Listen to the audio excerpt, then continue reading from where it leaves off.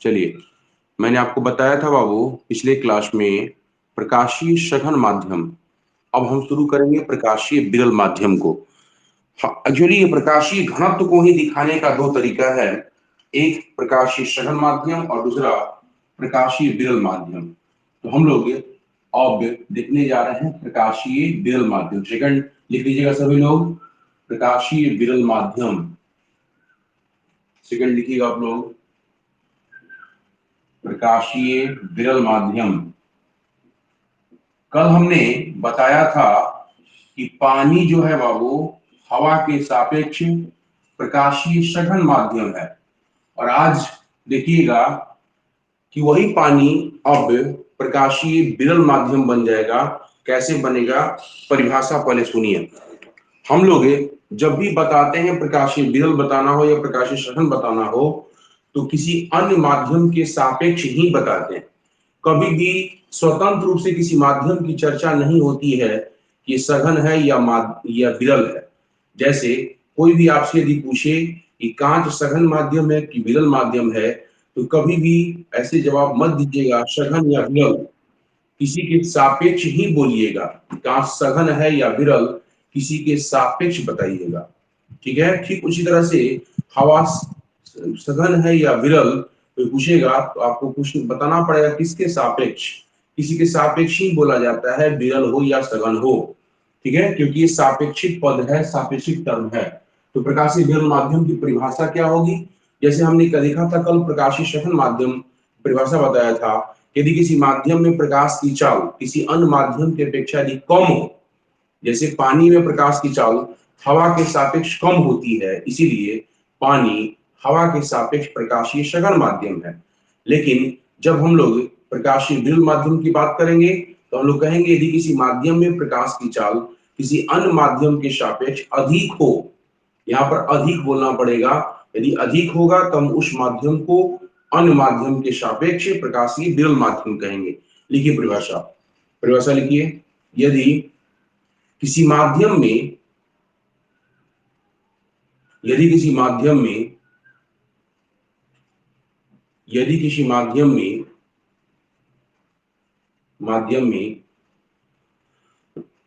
प्रकाश की चाल यदि किसी माध्यम में प्रकाश की चाल किसी अन्य माध्यम के सापेक्ष किसी अन्य माध्यम के सापेक्ष किसी अन्य माध्यम के सापेक्ष अधिक हो किसी अन्य माध्यम के सापेक्ष अधिक हो तब तब इस माध्यम को अन्य माध्यम के सापेक्ष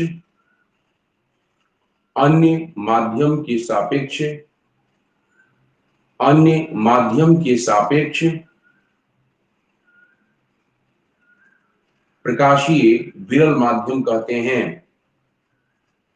प्रकाशीय विरल माध्यम कहते हैं। जैसे उदाहरण को लिख लीजिए। जैसे पानी में प्रकाश की चाल पानी में प्रकाश की चाल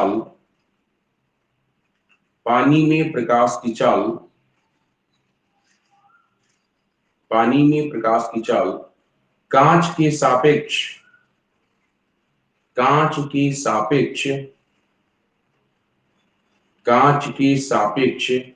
अधिक होती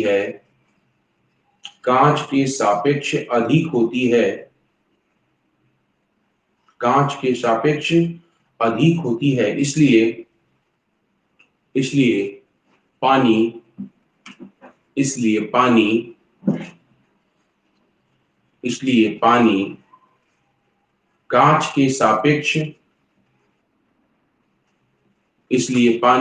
कांच के सापेक्ष प्रकाशीय विरल माध्यम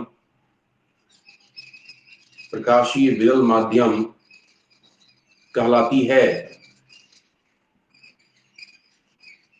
प्रकाशीय विरल माध्यम कहलाती है। प्रकाशीय विरल माध्यम कहलाती है। क्लियर है बाबू? बोलिए। क्यों से बोल रहे हो? अच्छा रिपीट कर रहा हूँ, रिपीट कर रहा हूँ। ओके ओके, रिपीट कर रहा हूँ, ऑडियो बंद कीजिए आप लोग।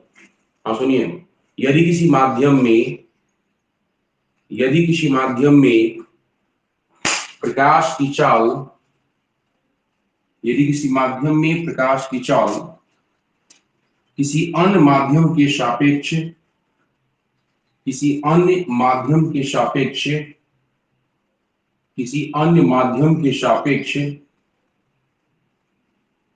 अधिक हो अधिक हो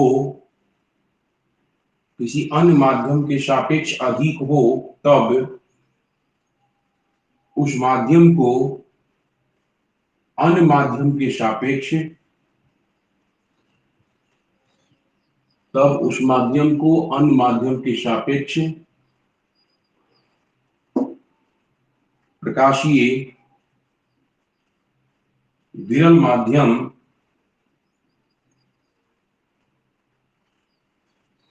प्रकाशीय विरल माध्यम कहते हैं।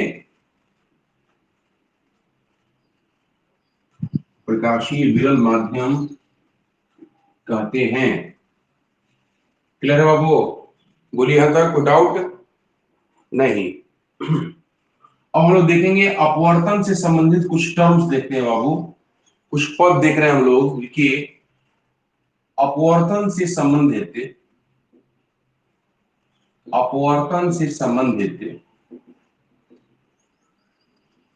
मुख्य पद टर्म्स को देख रहे हैं हम लोग। अपवर्तन से संबंधित मुख्य पद अपवर्तन से संबंधित मुख्य पद। देखो, आप लोगों ने पढ़ा था आपतित किरण। आप लोगों ने आपतित किरण की परिभाषा पढ़ा था, तो आपतित किरण आपको याद है, ठीक है? आपतित किरण सब जानते हैं, तो यहाँ पर बताने की जरूरत है क्या? जरूरत नहीं है, आपतित किरण सब लोग जानते हैं। यहाँ पर भी बोलना होगा तो बोल सकते हैं कि दो माध्यमों को अलग करने वाले अंतरापृष्ठ या बाउंड्री, ठीक है, पर आकर गिरने वाली किरण, वहां पे हमने डायरेक्ट सतह बोला था, तो यहाँ पर आप दो माध्यमों को अलग करने वाले जो सतह है या अंतरापृष्ठ है, उस पर आकर गिरने वाली किरण को आपतित किरण कहिएगा। मतलब आकर गिरने वाली किरण, यहाँ भी वही बात है, तो अलग से बताने की हमें जरूरत नहीं है। चलिए, मैंने पिछले जो अपर परावर्तन मैंने पढ़ाया था आपको बाबू, वहां पे आपतन बिंदु भी बताया था। यहाँ बताने की जरूरत नहीं है आपतन बिंदु, आप जानते हैं, एक ही बात बार बार लिखवाने की जरूरत नहीं है। आपको अभिलंब भी बताया गया था। अभिलंब फिर क्यों लिखवाया जाए? सब लोग जानते हैं कि आपतन बिंदु पर डाला गया लंब अभिलंब कहलाता है, ठीक है? वहां पर आपने सीखा था परावर्तित किरण के बारे में, ठीक है? परावर्तित किरण, यहाँ पर परावर्तित किरण नहीं, हम लोग अपवर्तित किरण की बात करेंगे। अपवर्तित, क्योंकि अपवर्तन हो रहा है, वहां पे परावर्तन हो रहा था, तो हमने बात किया था परावर्तित किरण के बारे में। यहाँ पे अपवर्तन की क्रिया हो रही है, इसलिए हम लोग बात करेंगे इसके बारे में, अपवर्तित किरण के बारे में, ठीक है? तो अपवर्तित किरण नया है, उसको देख लेंगे हम लोग। फिर उस तरह से आपतन कोण आपने देखा था, यहाँ भी आपतन कोण की वही परिभाषा है। ये आपतित किरण और अभिलंब के बीच बनने वाला जो कोण है आपतन कोण कहलाता है, फिर से लिखवाने की जरूरत नहीं है। परावर्तन कोण यहाँ पे नहीं आएगा, अपवर्तन कोण आएगा, ठीक है? अपवर्तन कोण, तो ये सब परिभाषा हम आपको बता दे रहे हैं, ठीक है? उसके बाद हम लोग तब देखेंगे कि सघन से विरल में क्या होता है, विरल से सघन में क्या होता है। क्लियर है बाबू? तो लिखिए, हम बता दे रहे हैं अपवर्तित किरण, लिखिए अपवर्तित किरण। तो नया टर्म जो आ रहा है यहाँ पर वो सब चीज बता दे रहे हैं। अपवर्तित किरण, अपवर्तित किरण, हाँ सुनिए, बोले रिफ्रैक्टेड रे, इंग्लिश में बोलते हैं रिफ्रैक्टेड रे। क्या है अपवर्तित किरण भाई? जैसे हमने परावर्तित किरण की परिभाषा लिखा था कि आपतित किरण जब सतह से टकराकर पुनः उसी माध्यम में जिस पथ पर जो है लौट जाती है, उसी पथ को बोले थे हम परावर्तित किरण। ठीक उसी तरह से यहाँ पे अपवर्तित किरण बोलना है आपको कि जब प्रकाश एक पारदर्शी माध्यम से दूसरे पारदर्शी माध्यम में प्रवेश करते समय जिस पथ पर मुड़ जाती है, उसी पथ को अपवर्तित किरण कहा जाता है। ऑडियो बंद रखिए आप लोग। ऑडियो सब बंद रखिए। हाँ, लिखिए परिभाषा। अपवर्तित किरण की परिभाषा लिखो बाबू। जब प्रकाश एक पारदर्शी माध्यम से, जब प्रकाश एक पारदर्शी माध्यम से, एक पारदर्शी माध्यम से दूसरे पारदर्शी माध्यम में, दूसरे पारदर्शी माध्यम में, दूसरी पारदर्शी माध्यम में प्रवेश करता है, प्रवेश करता है, तब दूसरे पारदर्शी माध्यम में प्रवेश करता है, वह तब वह जिस पथ पर, तब वह जिस पथ पर मुड़ जाती है,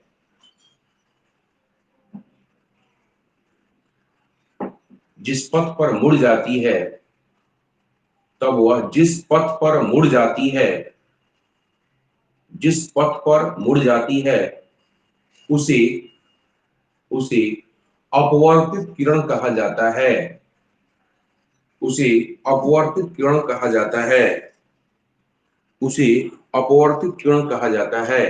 देखिए डायग्राम को देखो, अभी बनाना नहीं है, लास्ट में एक साथ दिखा दीजिएगा सब। पहले परिभाषा लिखवा देते हैं सब, तो पहले देखते जाइए ध्यान से, तब लास्ट में एक साथ बना दीजिएगा। देखो, जैसे ये दो माध्यमों को अलग करने वाला अंतरापृष्ठ है, इसके ऊपर ये पहला माध्यम है, इसके नीचे ये दूसरा माध्यम है, इसको बोलते हैं अंतरापृष्ठ। अंतरापृष्ठ मतलब दो माध्यमों को जहां पे अलग करने वाला कोई पृष्ठ हो, सतह हो, उसी को बोलते हैं अंतरापृष्ठ। ये भी एक सतह है, इसका नाम है अंतरापृष्ठ, या सीमा भी बोल सकते हैं, बाउंड्री भी बोल सकते हैं, दो माध्यमों को अलग करने वाला एक बाउंड्री। इसमें बाबू एक किरण जो है कहीं से आकर इस पर आपतित होती है, इस अंतरापृष्ठ पर, इसका नाम पड़ जाता है आपतित किरण, इसी को बोलते हैं। वहां भी आपने लिखा था आकर गिरने वाली किरण, सतह पर आकर गिरने वाली किरण या पड़ने वाली किरण को आपतित किरण कहा जाता है। ठीक है, इस बिंदु को ही आपतन बिंदु कहते हैं, वहां पढ़ा है आपने आपतन बिंदु, इसलिए मैं दोबारा नहीं लिखवा रहा हूं। आपने पढ़ा था अविलंब, आपने पढ़ा था बाबू अविलंब, ध्यान रखिएगा, ये अविलंब आपने पढ़ा था, ये अविलंब पढ़ा था, याद करो बाबू। और ये 90 डिग्री पर एंगल पे था, ये इसका नाम दिए थे आप लोग अविलंब। अब देखिए, अब प्रकाश की किरण, ये पहला पारदर्शी माध्यम, ये दूसरा पारदर्शी माध्यम है, ये प्रकाश की किरण जैसे ही एंट्री मारता है यहाँ पे, इसका जाने का जो ओरिजिनल डायरेक्शन था उसको देखिए ध्यान से। ये जाने का जो ओरिजिनल मूल दिशा जो था, बिल्कुल ऐसे जा रहा था, देखिएगा ध्यान से आप लोग। ये जाने की जो ओरिजिनल दिशा थी, मूल दिशा जो थी, ये थी।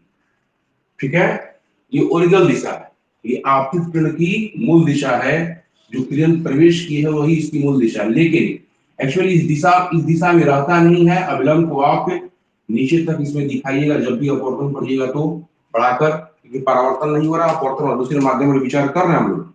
अब देखिए, जो किरण आपतित हुआ है बाबू, ये वाला आपतित किरण, ये मूल दिशा है इसकी, यहां से क्या करता है, ये भटक जाता है, या तो इधर या फिर इधर, इस दिशा पे नहीं चलता है।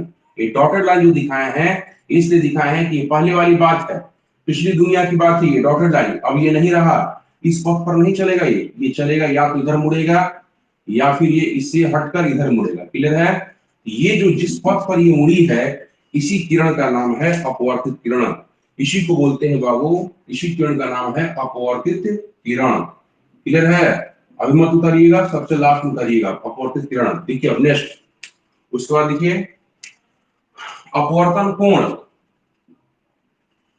अपवर्तन कोण, आप लोग आपतन कोण देखे थे, परावर्तन कोण उसमें देखे थे, यहाँ पे परावर्तन कोण के बदले आ रहा है अपवर्तन कोण।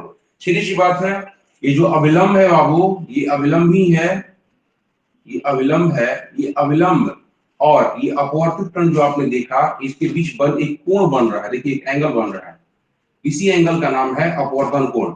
इंग्लिश में इसको रिफ्रैक्शन बोलते हैं, तो इसीलिए यहां भी हम लोग आर से दिखाते हैं, लेकिन ध्यान रखिएगा जब दोनों दिखाना होगा, एंगल ऑफ रिफ्लेक्शन मतलब परावर्तन कोण, और ये R1 R2 हम लोग करके देख लेंगे, या आर कर लेंगे। ठीक है, ध्यान दीजिए, ये आर है, इस एंगल को हम लोग एंगल ऑफ रिफ्लेक्शन कहते हैं, मतलब अपवर्तन कोण, इसका भी अंग्रेजी नाम रिफ्रैक्शन है, पहला अक्षर आर ही लेकर दिखाया जाता है, लेकिन समझ लेंगे हम लोग, जब अपवर्तन की बात होगी तो आर अपवर्तन कोण को बताएगा, और जब परावर्तन की बात होगी तो आर परावर्तन कोण को बताएगा। क्लियर है?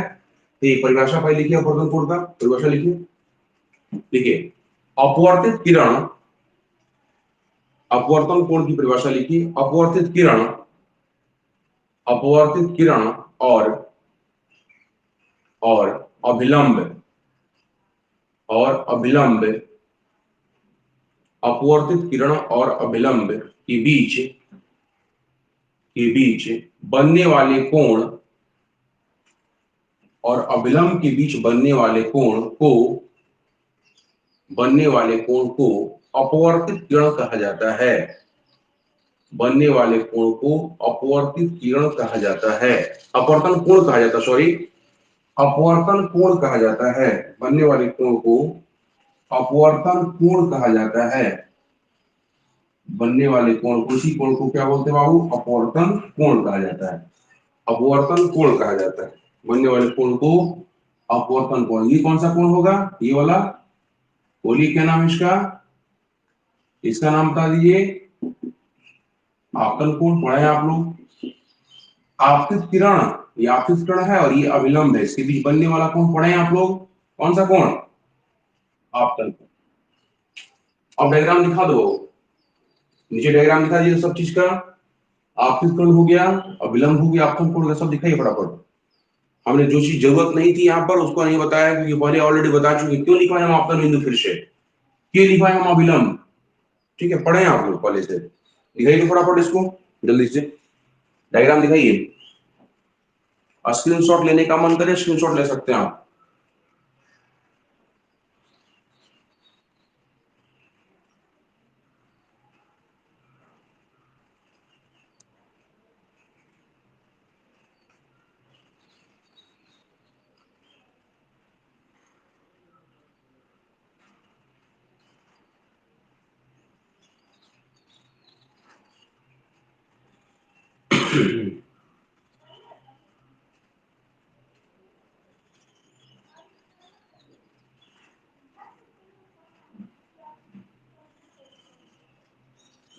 हो गया?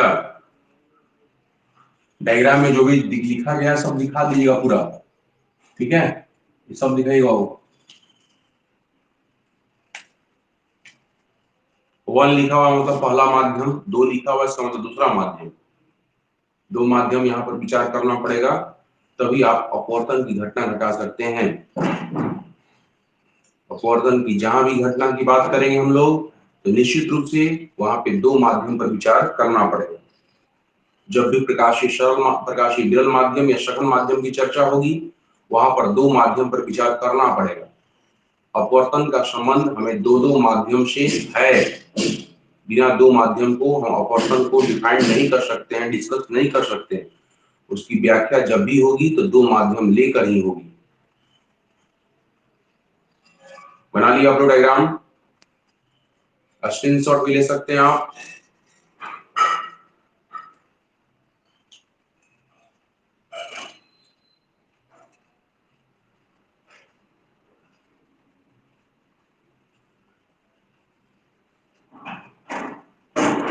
हो गया बाबू? चलिए, ये सारे टर्म्स आप जान गए। अब देखिएगा ध्यान से, हम लोग अपवर्तन की थोड़ा सा विभिन्न अवस्थाएं देखते हैं, कैसे कैसे अपवर्तन होता है। ध्यान रखना है, इस चीज का यूज होते रहेगा हमेशा, जो अभी बता रहा हूं मैं, इस टॉपिक को ध्यान रखिएगा। अपवर्तन की विभिन्न अवस्थाएं, कैसे कैसे अपवर्तन होता है, किस माध्यम से किस माध्यम में यदि एंट्री होगा प्रकाश का तो कैसे मुड़ेगा, इसको थोड़ा सा ध्यान रखिएगा। अपवर्तन की विभिन्न अवस्थाएं, अपवर्तन की विभिन्न अवस्थाएं, विभिन्न अवस्थाएं। देखो, हमने यहाँ पे सिर्फ पहला माध्यम या दूसरा माध्यम बस इस पर चर्चा किया है। मैंने ये नहीं बताया आपको कि कौन माध्यम सघन है कौन माध्यम विरल है, और इसी आधार पर प्रकाश मोड़ने की क्रिया करता है। ध्यान से समझिए, देखिए ध्यान से।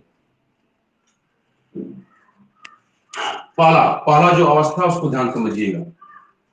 पहली अवस्था, जब प्रकाश जब प्रकाश विरल माध्यम से, यदि मान लीजिए पहला माध्यम विरल माध्यम हो, ये फर्स्ट माध्यम मैं लिख रहा हूं, ये विरल है, इसके सापेक्ष, जब विरल लिख रहा हूं तो इसके सापेक्ष, और दूसरा माध्यम सघन है तो इसके सापेक्ष सघन हो गया। ध्यान रखिएगा इस बात को। ये जो विरल सघन लिखा हुआ वो, इसका मतलब बता चुके हैं आपको, विरल सघन भी जो है सापेक्षिक पद है, प्रकाशीय विरल माध्यम हो चाहे प्रकाशीय सघन माध्यम हो। यदि विरल बोल रहे हैं तो इसके सापेक्ष, यदि इसको सघन बोल रहे हैं तो इसके सापेक्ष सघन है। ठीक, ये दो माध्यम हमारे पास है। यदि प्रकाश की किरण विरल माध्यम से सघन माध्यम में प्रवेश करती है, यदि प्रकाश की किरण विरल माध्यम से सघन माध्यम में प्रवेश करती है, ये जो अविलंब आप देख रहे हैं बाबू, अविलंब की तरफ ये मुड़ जाती है।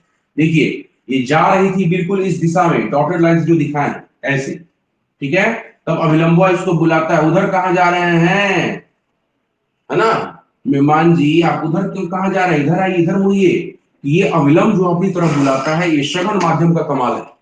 क्लियर है, मतलब ऊपर यदि विरल माध्यम, नीचे सघन माध्यम, यदि विरल से सघन में प्रवेश कर रहा है तो अविलंब की ओर सटती है, और जो इसका उल्टा बोलेंगे हम, जब सघन से विरल में प्रवेश करती है तो अविलंब से हटती है। इसमें सटती है, उसमें हटती है। क्लियर है, देखिए अविलंब से सट रही है, क्लियर है, यहां से सट रही है विलंब से, या विलंब की ओर मुड़ जा रही है। ये जब भी हम विरल से सघन में प्रवेश कराएंगे तो प्रकाश की किरण को इसी तरह से मोड़ेंगे, और जब इसका उल्टा होगा, ऊपर सघन नीचे विरल, तो प्रकाश की किरण इधर से मुड़ेगी बाबू, मूल दिशा से दूर जाएगी, मतलब अविलंब से दूर जाएगी। क्लियर है, तो लिखिए पहला पॉइंट। फर्स्ट पॉइंट, पहली अवस्था देखिए, जब प्रकाश की किरण, जब प्रकाश की किरण, जब प्रकाश की किरण विरल से सघन माध्यम में, विरल से सघन माध्यम में प्रवेश करती है, विरल से सघन माध्यम में प्रवेश करती है, तब विरल से सघन माध्यम में प्रवेश करती है, तब अविलंब की ओर, तब अविलंब की ओर, अविलंब की ओर, अविलंब की ओर, रुको अभी, अविलंब की ओर मुड़ जाती है। फिर से रिपीट कर रहा हूं मैं, जब प्रकाश की किरण, प्रकाश की किरण विरल माध्यम से सघन माध्यम में, विरल माध्यम से सघन माध्यम में प्रवेश करती है, विरल माध्यम से सघन माध्यम में प्रवेश करती है, तब, तब अविलंब की ओर, तब अविलंब की ओर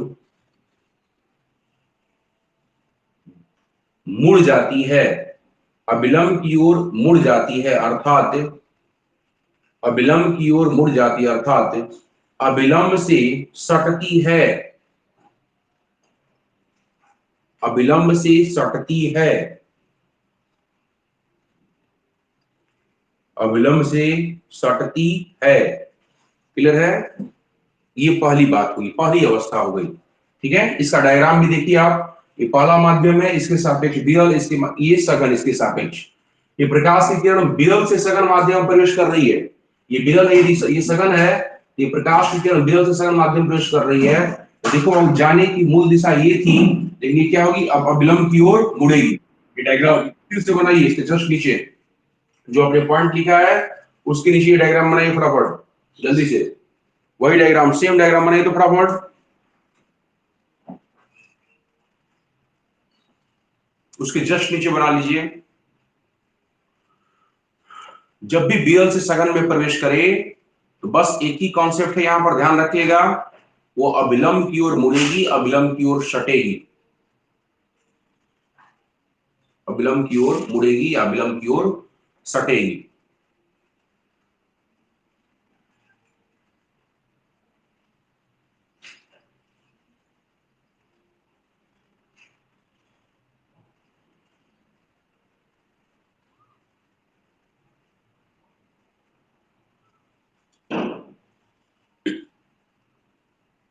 हो गया, स्क्रीनशॉट भी ले सकते हैं।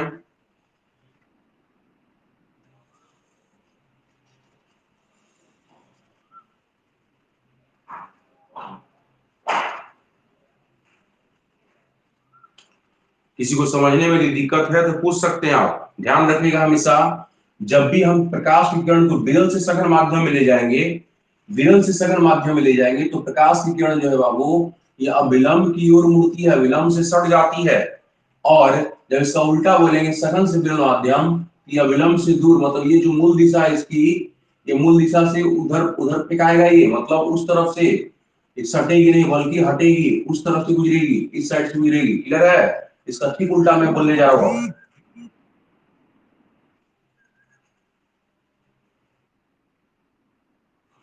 लिखिए नेक्स्ट पॉइंट, जब प्रकाश की किरण, जब प्रकाश की किरण, जब प्रकाश की किरण सघन माध्यम से, नेक्स्ट पॉइंट सेकंड में लिखवा रहा हूं मैं, जब प्रकाश की किरण सघन माध्यम से विरल माध्यम में प्रवेश करती है, जब प्रकाश की किरण सघन माध्यम से विरल माध्यम में प्रवेश करती है, सघन माध्यम से विरल माध्यम में प्रवेश करती है, तब तब वह तब वह अविलंब से तब वह अविलंब से दूर हट जाती है, अविलंब से दूर हट जाती है, अविलंब से दूर हट जाती है, अविलंब से दूर हट जाती है। देखिए ध्यान से, समझिए। देखो इसके पहले वाला डायग्राम देखिए आप लोग ध्यान से, उसके पहले वाला जो डायग्राम बताए थे उसमें क्या बताया गया था, ये आपका आपतन कोण है, ये वाला आपतन कोण है, और ये आपका अपवर्तन कोण है। इसको देखिए, ये आपतन कोण और ये अपवर्तन कोण। क्लियर है? तो अपवर्तन को इसे आप बताइए खोल दे, ये वाला पहले, इसके पहले वाला डायग्राम जो बताए थे, अभी जो बनाए हैं आप डायग्राम ऊपर में, ये वाला कोण बड़ा है कि ये वाला कोण बड़ा है? बताइए, आपतन कोण बड़ा है कि अपवर्तन कोण बड़ा है? बिल्कुल, देखिए ध्यान से, यदि हम कहेंगे, देखिए ध्यान से, ये वाला कोण जो है, ये पूरा जब लीजिएगा तब आमने सामने का कोण बराबर होगा, लेकिन उससे भी छोटा कोण है ये वाला, इसका मतलब इतने हैं कोण वाले। तो बताइए यहाँ पर, वहां पे लिख लीजिएगा एक चीज, ऊपर डायग्राम जहां बनाए वहीं पे लिख लीजिएगा, एंगल आर जो है छोटा है किससे भाई? एंगल आई से। मतलब आपतन कोण से छोटा होता है अपवर्तन कोण इस केस में। इस अवस्था में जब सघन विरल से सघन में प्रवेश करता है, तो अपवर्तन कोण का मान आपतन कोण से घट जाता है। यही चीज लिख लीजिए, इसको जस्ट नीचे वही पर अगल बगल कहीं पर भी जगह है तो एंगल आर छोटा होगा एंगल आई से। ठीक है, पहला वाला डायग्राम है। अब देखिए इसका डायग्राम देखिए, जो अभी दूसरा पॉइंट लिखवाया है, हम इसको मिटा रहे हैं। अब चूंकि ऐसे अपवर्तित नहीं होगा, कैसे अपवर्तित होगा इस चीज को देखिए। अब कहा गया इसमें अविलंब से दूर भागती है, अविलंब से बाबू दूर भागती है, ये लिखवाया गया आपको। इसका मतलब अब प्रकाश की किरण जो है, प्रकाश की जो किरण है बाबू, अब ऐसे नहीं, अब ऐसे गुजरेगी। देखिए ध्यान से, इससे हटकर, इसको बोलेंगे हम लोग कि अविलंब से दूर जा रही है। ये जो किरण है, ये वाला, यही अपवर्तित किरण है बाबू, और यहां से यहां तक जो कोण है बाबू, ये वाला, ये अपवर्तन कोण है, ये वाला।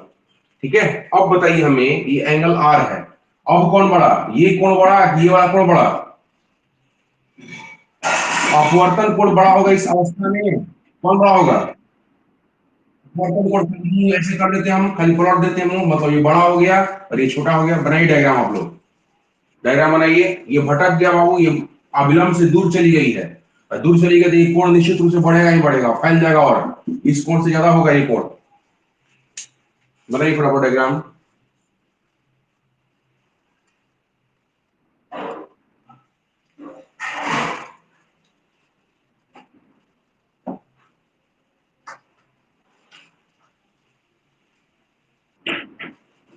ऑडियो बंद रखिए।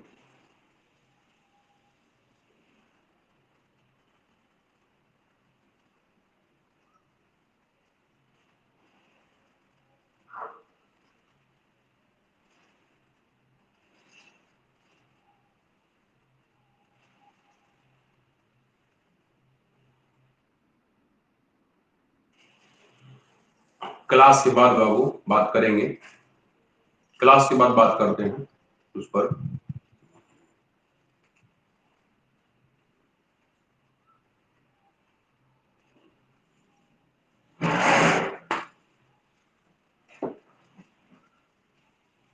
चलिए इसको बना लिया आप। देखिए बाबू, दो बातें को ट्रिक से याद रखिएगा, सुनिएगा, समझिएगा बात को। कुछ लोग भूल जाएंगे, कुछ लोग जरूर भूल जाए, मिटा नहीं रहे अभी, उतारिए तब तक। कुछ लोग भूल जाएंगे, ठीक है, इसलिए ट्रिक से ध्यान रखिएगा। मैं ट्रिक बता रहा हूं, उस बात को समझिएगा ध्यान से। हमने दो बातें यहां पे कही। एक बोला गया बाबू विरल से सघन, विरल से सघन में, ठीक है। और दूसरा बोला गया सघन से विरल में, सघन से विरल में बोला गया। दूसरी बात, दूसरा पॉइंट बोला गया था, पहला पॉइंट बोला गया। अब देखिए, ध्यान ये देना है, प्रकाश की किरण कहां से किसके साथ जुड़ा हुआ है? विरल से। ये दोनों एक साथ है और ये दोनों एक साथ है सघन में, ये दोनों एक साथ है और ये दोनों एक साथ है।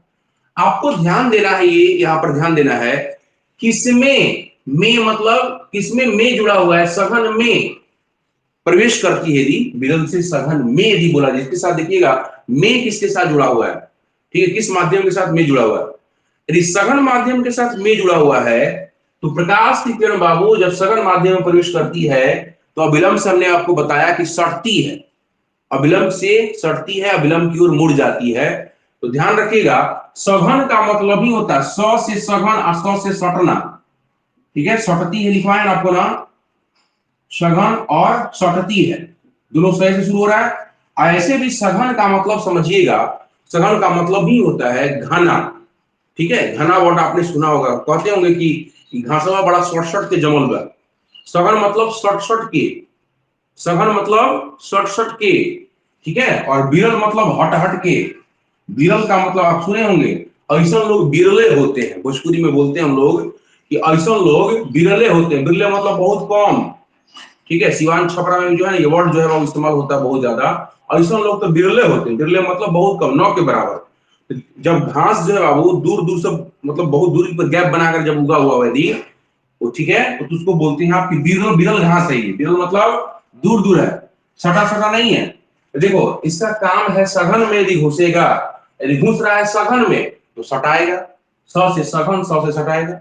अब इसका ठीक उल्टा है, यदि बिरल में घुस रहा है तो हटाएगा, है ना। जब सघन में प्रवेश कर किया था प्रकाश की किरण तो बुलाएगा, आइए साहब आइए, पधारिए, है ना। अतिथि, अतिथि देवो भव, मतलब आइए। और जब विरल में प्रवेश करेगा तो अतिथि कुतो भव, जाइए। इसमें मतलब हम लोग, हमारे यहाँ परंपरा यही है अतिथि देवो भव का। लेकिन आजकल जो समय आ गया है कि फोन कर दिया भाई कि हम आ रहे हैं, आपके घर पहुंच रहे हैं। बहुत लोग सोचते हैं कि आवत कब जाएगी, आगे से पहले ही सोच रहा है कब जाएगा, आ रहा है, ठीक है। आज ऐसी सोच हो गई है। पहले एक समय था कि जब मोबाइल वगैरह का जमाना नहीं था बाबू, कोई दरवाजे पर अचानक जब पहुंचता था तो बड़ा ही अलग से अलग खुशी फील होती थी, अलग आनंद फील होता, कोई आया है हमारे दरवाजे पर, उसको आतिथ्य सत्कार हम लोग कहते थे। अब तो भाई मोबाइल से फोन कर दिया कि हम आ रहे हैं, है ना, तो आने से पहले ही लोग सोचता है कब जाएगा, है ना। आज ये समय आ गया है बाबू। इसीलिए कहा जाता है कि मोबाइल तो आप सूचना पहुंचा सकते हैं, लेकिन संवेदना नहीं पहुंचा सकते हैं। जो यहाँ की संवेदना होती है उसको नहीं पहुंचाया जा सकता है, फीलिंग को शेयर नहीं किया सकता है मोबाइल के थ्रू। लेकिन आप सिर्फ मैसेज आप करते हैं, ये सब कॉल करते हैं, मैसेज पहुंचाते हैं, सूचना पहुंचाते हैं, लेकिन अंदर का जो फीलिंग है, अंदर की जो संवेदना है, वो जो है बाबू, वो पहले जैसे होता था ट्रांसफर, ठीक है, बिना मोबाइल का ही जो होता था, बिना बिना बिना भेंट किए। हालांकि यार देखा जाए, परिभाषा भी देखा जाए, अतिथि का मतलब ही होता है जिसकी तिथि मालूम नहीं हो, है ना। जिसकी तिथि मालूम नहीं हो उसको अतिथि कहा जाता है। लेकिन अब तो तिथि मालूम हो जा रहा है, मोबाइल से फोन कर दिया तो तिथि मालूम मालूम पड़ जा रहा है ना कि हम आ रहे हैं, हम भी आ रहे हैं। हाँ देखिए, अब तो यहाँ पे मैं बता रहा था कि विरल से सघन में यदि प्रवेश करेगा तो सघन, सघन मतलब जान ही रहे हैं आप, सघन मतलब स से सघन, स से सटना, स से सघन, स से सटना। याद रखिए, मैं पूछूंगा आपसे कि यदि सघन माध्यम में प्रवेश कर रहा है बाबू, में देखिएगा, पहले वर्ड देखिएगा, में किसके साथ जुड़ा हुआ है। यदि सघन के साथ में जुड़ा हुआ है तो इसका मतलब सटेगी प्रकाश की किरण, मतलब अविलंब से सटेगी, अविलंब बुलाएगा, बुलाएगा, आइए, पधारिए, पधारिए, आतिथ्य सत्कार करेगा। और ये हो गया विरल में, है ना। विरल का मतलब दूर दूर से, इसका नेचर है सटाने वाला, मतलब दिल से जो है बहुत साफ आदमी है, सटाएगा। अब विरल जो है बाबू आने से पहले ही सोच रहा है कि कब जाएगा दूर, ठीक है, ये हटाएगा, अविलंब से हटाएगा, ध्यान रखिएगा इस बात को। अब मैं क्वेश्चन पूछ रहा हूं, आप जवाब दीजिएगा। इसमें जो जुड़े हुए हैं, सबसे पहले मैं पूछ रहा हूं, माधवी ऑडियो ऑन कीजिए। आप बहुत कंफ्यूज रहती हैं, ऑडियो ऑन कीजिए माधवी। अब बताइए, एक प्रकाश की किरण हवा से पानी में प्रवेश कर रही है, बताइए अविलंब से मुड़े, अविलंब की ओर मुड़ेगी या अविलंब से दूर हटेगी? बिना सोचने समझने बोलती हो।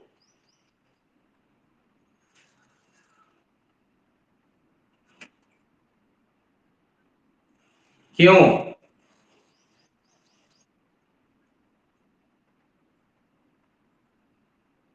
हम्म, तो कौन विरल है, कौन सघन है, ये बताइए हमको। डायरेक्ट, डायरेक्ट विरल है कि किसी के सापेक्ष? अरे डायरेक्ट कोई विरल होता है या डायरेक्ट सघन होता है, किसी के सापेक्ष होता है? तो बोलिए, हवा किसके सापेक्ष है विरल, किसके सापेक्ष सघन? बोलो। अब पानी सघन है किसके सापेक्ष? तो बोलिए, ऐसे बोलना पड़ेगा आपको, डायरेक्ट विरल सघन मत बोलिएगा। हवा चूंकि पानी के सापेक्ष विरल है और पानी हवा के सापेक्ष सघन है, अब चूंकि हवा से पानी में प्रवेश कर, इसका मतलब विरल से सघन में प्रवेश कर रही तो सटेगी। सघन में जिसके साथ सौ लिखा हुआ है तो सटेगी। ठीक है, सौ से सघन। ध्यान दीजिएगा किसमें में वर्ड जुड़ा हुआ, किसमें प्रवेश कर रही है, ठीक है। और यदि इसका ठीक उल्टा विरल रहेगा तो हटेगी, है ना, विरल हटेगी, विरल में हटेगी। चलिए दूसरा क्वेश्चन, प्रियांशु बताएगी, ऑडियो ऑन करो। प्रियांशु ऑडियो ऑन करो, ऑन करो। हाँ बोलो। एक प्रकाश की किरण कांच से पानी में प्रवेश कर रही है, कांच से पानी में प्रवेश कर रही है, बताइए प्रकाश की किरण किधर मुड़ेगी?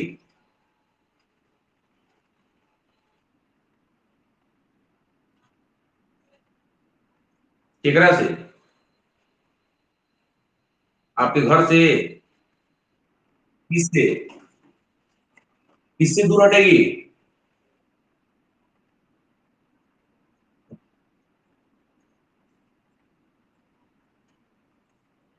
हम्म, हम्म। तो किससे दूर हटेगी? बोलो पूरा, अविलंब से, अविलंब से दूर हटेगी। क्लियर है? हाँ। अब बताएंगे फैसल, फैसल ऑडियो ऑन करो। हाँ आप बताइए, एक प्रकाश की किरण पानी से हवा में प्रवेश कर रही है, पानी से हवा में प्रवेश कर रही है, किधर मुड़ेगी? पानी से हवा में प्रवेश कर रही, किधर मुड़ेगी? तिरछी? तिरछी में तो सब, सब में तो तिरछी में मुड़ेगी भाई, ये कौन जवाब हुआ? किधर मुड़ेगी, अविलंब से दूर या अविलंब से, अविलंब, अविलंब की ओर सटेगी? अविलंब की ओर कि अविलंब से दूर? क्यों है? हवा में, वो जरूरी है कि हवा में हमेशा प्रवेश करेगा तो अविलंब से दूर हटेगा? ये जरूरी है? ये तो आप प्रकाशित सघन और विरल माध्यम जो बताया गया, ये जो पूछा गया, उसी आधार बताइए कौन सघन है कौन विरल है, कौन बताएंगे, कौन जवाब देंगे?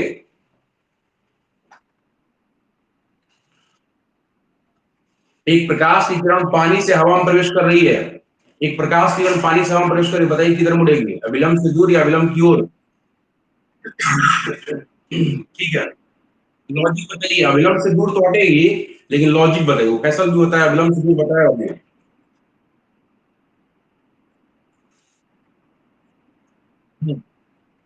वेरी गुड, वेरी गुड, ठीक है, वेरी गुड। सघन से विरल माध्यम प्रवेश करता अविलंब से दूर हटता है। पानी बोलिए हवा के सापेक्ष सघन माध्यम और हवा पानी के सापेक्ष विरल माध्यम, इसलिए ठीक है, दोनों बातें इसको ध्यान में रखिएगा, मैं बार बार पूछूंगा ये चीज और इसका यूज होगा, इसीलिए मैं इसको बताया हूं ट्रिक के सहारे। अब हम लोग एक स्थिति और देखते हैं इसमें, उसमें देखिएगा बाबू क्या होता है।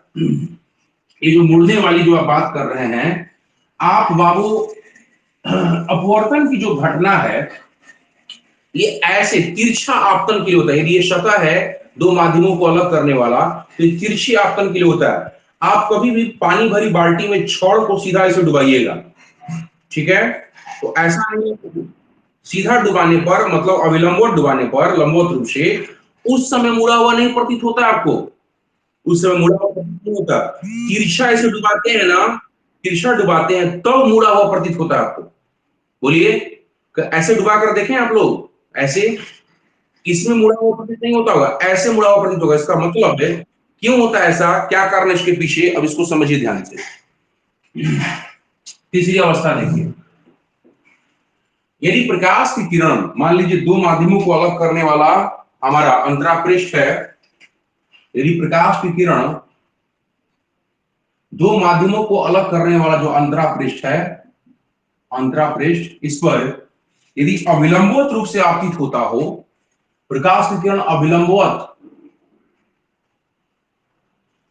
अविलंबवत रूप से आपतित होता हो, ये 90 एंगल बना रहा हो, ठीक है, ऐसे आपतित हो रहा हो यदि, तो यह बिल्कुल उसी दिशा में आगे निकल जाती है, ठीक है, एक मूर्ति उड़ती नहीं है, बिल्कुल ऐसे निकल जाती है आगे, ठीक है। कोई भी माध्यम हो, सघन हो या विरल हो, या विरल हो या सघन हो, ये पहला माध्यम फर्स्ट माध्यम लिख रहा हूं मैं, ये नहीं लिख रहा हूं कि विरल ये सघन है, कोई भी हो सकता है इसमें, कोई सघन कोई विरल, लेकिन अविलंबित रूप से यदि आपतित होगी तो बिल्कुल सीधा निकल जाती है, ऐसे निकल जाती है। यहां पर कोई बता सकते हैं क्या यहाँ पर आपतन कोण कितना है बाबू, एनीबॉडी, यहाँ पे आपतन कोण इसके लिए 90 डिग्री। आपतन कोण कंफ्यूज कर रहे हैं आप लोग, कितना बार हो चुका है, कितना बार रिपीट कर चुका हूं, ये अविलंबित रूप से आपतित हो रहा है, ये आपतित किरण है, ये आपतित किरण है, और इसी पर जो है बाबू अविलंब भी चढ़ा हुआ है, एकरे ऊपर अविलंब चढ़ा हुआ है, बिल्कुल, ये इसी के ऊपर अविलंब भी है, अविलंबो इसी के ऊपर है बाबू, दोनों एक दूसरे पर मुंह पे मुंह रख के सूत गया है ना, एक मुंह पे मुंह रख के सूतल है, कितना कितना एंगल बना रहा है बताओ, कितना एंगल बनाएगा, 2 डिग्री। यहाँ पर आपतन कोण का मान है 0 डिग्री, ठीक है। तो देखिए ये निकल गया इधर, यदि हम इसको अपवर्तित कोण माने तो अपवर्तन कोण का मान कितना होगा, अपवर्तन कोण का मान, अब परावर्तन की तरह मत समझिएगा, आगे पढ़ाऊंगा मैं आपको, स्वयं का नियम पढ़ाऊंगा, तो आप देखिएगा उसमें साइन आई बटा साइन आर, इस फॉर्मूला के आधार पर मैं बताऊंगा बाबू, इक्वल टू कांस्टेंट होता है, इस फॉर्मूला के आधार पर ये आर 0 होगा। आपतन कोण परावर्तन कोण के बराबर जो पढ़ा था अपने परावर्तन में, उस आधार पे नहीं, यहाँ पर ये अपवर्तन कोण है, यहाँ पर हम बात करेंगे तो अपवर्तन कोण की बात करेंगे, ये भी 0 क्यों होगा, इस फॉर्मूला के आधार पर होगा। 0 कब होगा, जब तक ये बिल्कुल सीधा नहीं निकलेगा ऐसे, तब तक आपको अपवर्तन कोण 0 होगा ही नहीं। इसी आधार पर देखिएगा आप अपवर्तन कोण का मान कितना कितना आ रहा है, देखिए जैसे साइन आई, हमको साइन आर निकालना है, तो साइन आर इक्वल टू क्या लिखिएगा, साइन आई बटा में के, तो जैसे गुणा करके डिवाइड कर दिए, साइन आई का वैल्यू, आई कितना है 0 डिग्री है, साइन 0 का वैल्यू कितना होता है बाबू जल्दी बोलो, साइन 0 का वैल्यू 0, 0 अब बटा में के क्या होगा 0 होगा, इसका मतलब साइन आर आपको आ रहा है 0, इसका मतलब ये भी होगा साइन 0, ठीक है, साइन 0 का वैल्यू 0 होता है, तो आर कितना है 0 डिग्री, मतलब एंगल आर 0 होगा। अपवर्तन कोण का मान हम आगे भी बताएंगे, शुरू के नियम में वहां से समझ जाइएगा क्यों, आखिर जब अविलंबित रूप से आपतित होती है तो बिल्कुल सीधा निकल जाती है, वो मुड़ने उड़ने का वहां बात नहीं करते हैं, बिल्कुल सीधा निकालते हैं, नहीं निकालेंगे ये अपवर्तन के नियम नहीं फॉलो नहीं करेगा, अपवर्तन के नियम के अनुसार ये लिखा गया है, अपवर्तन का नियम फेल हो जाएगा। हाँ, ऐसे मत समझिएगा कि प्रकाश के परावर्तन के नियम जैसे देखे थे एंगल आई बराबर एंगल आर इक्वल टू 0 होगा, वैसे नहीं, यहाँ पर अपवर्तन के नियम से देखेंगे कि आर हमारा 0 आ रहा है कि नहीं आ रहा है, जब आई 0 तो आर भी आपको 0 होगा, लेकिन इस नियम से आएगा, ठीक है। तो लिखिए आप तीसरा पॉइंट लिखिए पहले, जब प्रकाश की किरण, जब प्रकाश की किरण, जब प्रकाश की किरण दो माध्यमों को अलग करने वाली, दो माध्यमों को अलग करने वाली अंतरापृष्ठ, दो माध्यमों को अलग करने वाली अंतरापृष्ठ, अंतरापृष्ठ पर अभिलंबवत रूप से, अंतरापृष्ठ पर अभिलंबवत रूप से अविलंबवत रूप से आपतित होती है, अविलंबवत रूप से आपतित होती है, अविलंबवत रूप से आपतित होती है, तब अविलंबवत रूप से आपतित होती है, तब तब अपनी दिशा में, तब अपनी दिशा में,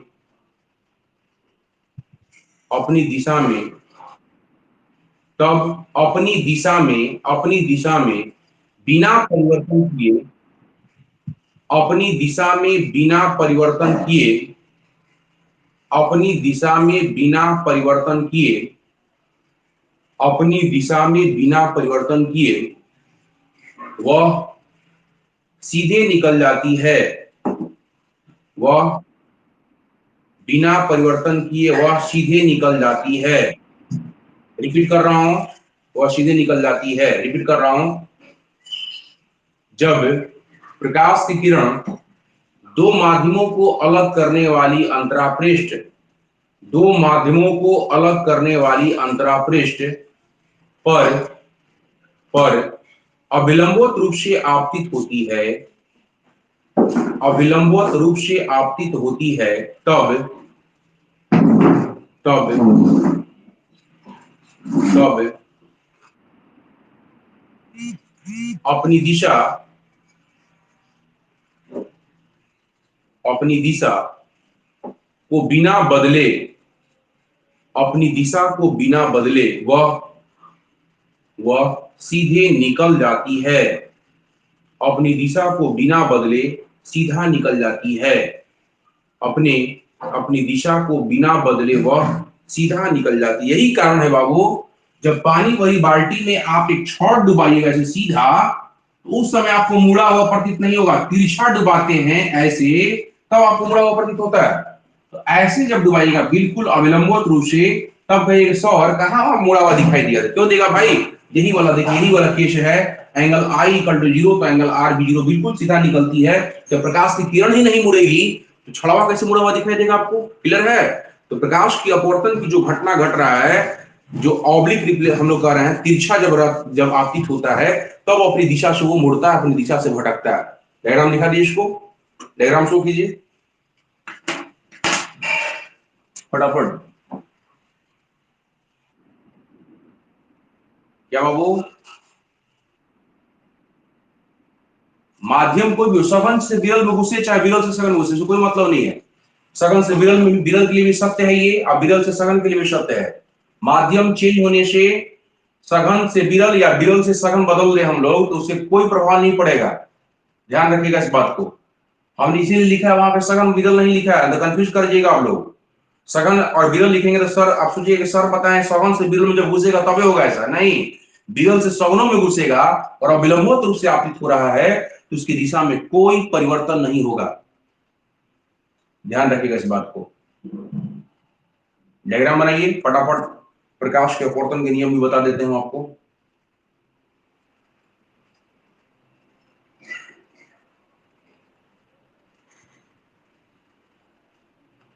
इसके बाद वेरी वेरी इंपॉर्टेंट टॉपिक शुरू करूंगा मैं, बहुत मजेदार टॉपिक है, कुल आंतरिक परावर्तन, टोटल इंटरनल रिफ्लेक्शन जो है पढ़ाऊंगा मैं आपको।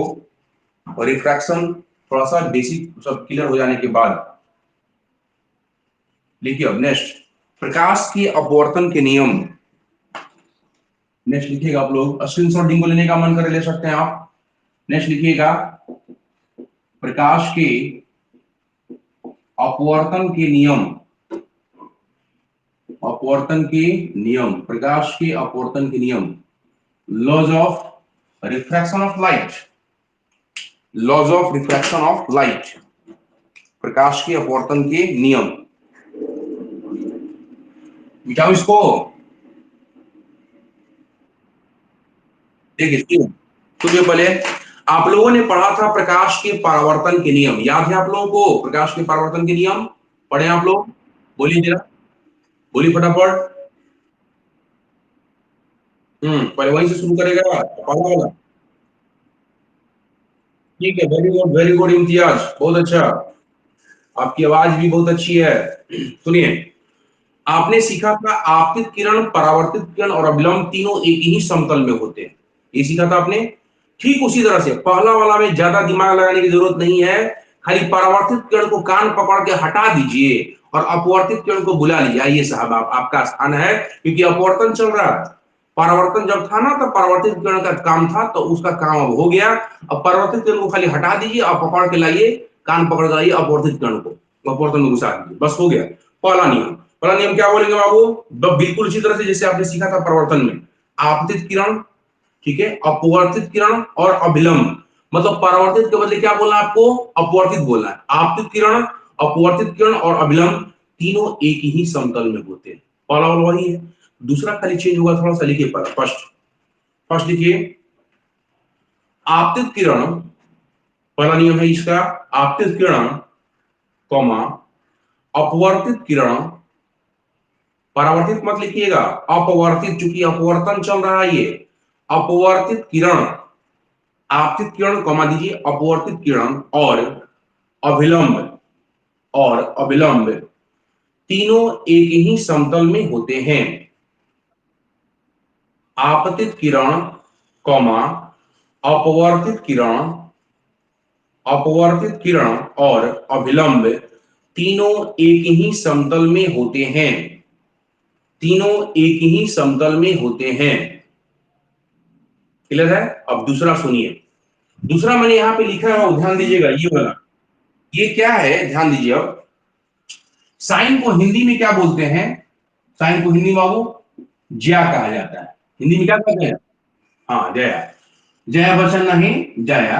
हाँ देखिए, ये साइन आई, आई मतलब होता है आपतन कोण। आई किसको बोलते हैं? आपतन कोण के लिए हम लोग यूज करते हैं आई। ये आई है आपतन कोण। तो हम क्या बोलेंगे, ध्यान दीजिए, यही है अपवर्तन का दूसरा नियम। क्या है? दोनों दोनों का भाग है बाबू, देखिए यहाँ पर डिवाइड है, ये रेशियो है, दोनों का अनुपात है। तो क्या बोलेंगे? आपतन कोण मतलब आई की जया, आपतन कोण की जया मतलब साइन, लगा दिए, साइन आई हो गया। आपतन कोण की ज्या बोलेंगे मतलब साइन आई, एवं अपवर्तन कोण की ज्या का अनुपात, का अनुपात हमेशा एक नियतांक होता है। कि मतलब नियतांक, हमेशा एक नियतांक होता है। ठीक है, ध्यान रखिएगा। ये प्रयोग करके देखा गया है बाबू। आप आपतन कोण को कितना भी बदल लीजिए, मान लीजिए अविलंब है, हमने आपतन कोण अभी यहां पर है, ये इसके अनुसार कुछ अपवर्तन हुआ, मान लीजिए अपवर्तन हुआ ऐसे। अब क्या कर रहे हैं हम लोग? अब आपतन कोण को हम बढ़ा रहे हैं, इसके अनुसार जो अपवर्तन होगा ये भी चेंज करेगा। तो हमेशा ये कितना भी एंगल पर आप इंसिडेंट कराइए, आपतित कराइए, और कितना पर भी अपवर्तित कराइए, आपतन के अनुसार ही अपवर्तन होता है। लेकिन ये अनुपात नहीं बदलेगा। आई बदल सकता है, कोण आई बदल सकता है, कोण आर बदल सकता है, ये वाला एंगल बदल सकता है, ये बदल सकता है, लेकिन इन दोनों का जो अनुपात होगा हमेशा एक कांस्टेंट होगा। यदि दो आ रहा है तो हमेशा दो ही आएगा। क्लियर है? प्रयोग से चीज देखा गया है कि आपतन कोण की ज्या और अपवर्तन कोण की ज्या का जो अनुपात है वो नहीं बदलता। सिर्फ आपतन कोण आपको मन करे बदलने का, बदल लीजिए, उसके अनुसार अपवर्तन कोण भी बदलेगा। लेकिन अनुपातवा उसी के अनुसार ये मैनेज कर लेता है, उसी के अनुसार ये मैनेज करता है, इस तरह से मैनेज करता है कि अनुपात को नहीं बदलने देता, ये के ही रहता है। क्लियर है? लिखिए दूसरा नियम। अभी चुपचाप लिखो, जितना लिखवा रहे हैं, एक्स्ट्रा मत बोलो, लिखो। सेकंड, आपतन कोण की ज्या, आपतन कोण की ज्या, ब्रैकेट में लिखिए साइन आई, आपतन कोण की ज्या ब्रैकेट में लिखो साइन आई, एवं आपतन कोण की ज्या ब्रैकेट में लिखो साइन आई, एवं अपवर्तन कोण की ज्या, एवं अपवर्तन कोण की ज्या, अपवर्तन कोण की ज्या ब्रैकेट में लिखिएगा sine R, sine R bracket में लिखिएगा साइन आर, साइन आर का अनुपात, का अनुपात, का अनुपात हमेशा, हमेशा एक नियतांक होता है। हमेशा एक नियतांक होता है। हमेशा एक नियतांक होता है। यहां पे लिख दीजिए कि बाबू, की नियतांक। ठीक है, इसको उतार लीजिए। आज का वीडियो लेक्चर बस यहीं तक, मिलते हैं नेक्स्ट वीडियो लेक्चर में। जय Hind.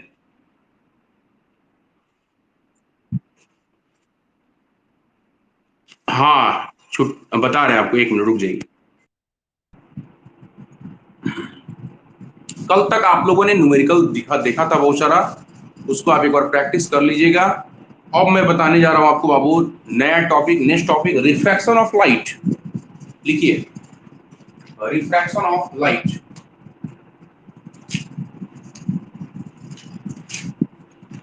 Refraction of light.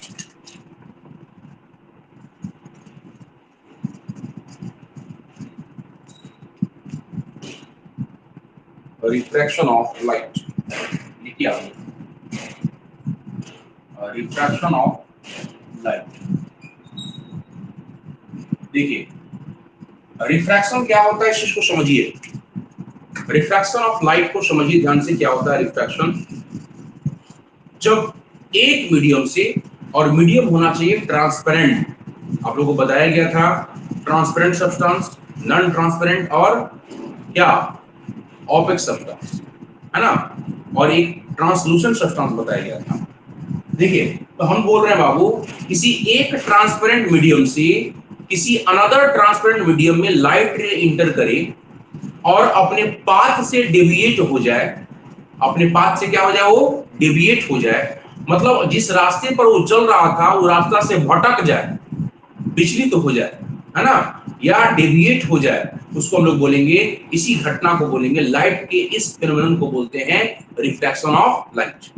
Clear है? मतलब किसी एक ट्रांसपेरेंट मीडियम से किसी अनदर ट्रांसपेरेंट मीडियम में लाइट रे जब इंटर करता है तब अपना ओरिजिनल डायरेक्शन से क्या होता है, डेविएट कर जाता है। इसी फिनोमेनन का नाम है रिफ्रैक्शन। लिखिए आप, लिखिए डेफिनेशन पर इसका लिखिए, when a light ray enters from one transparent medium to another transparent medium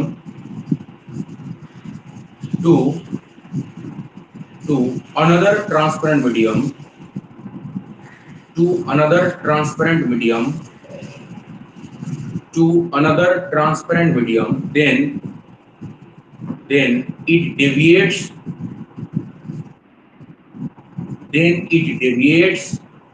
from its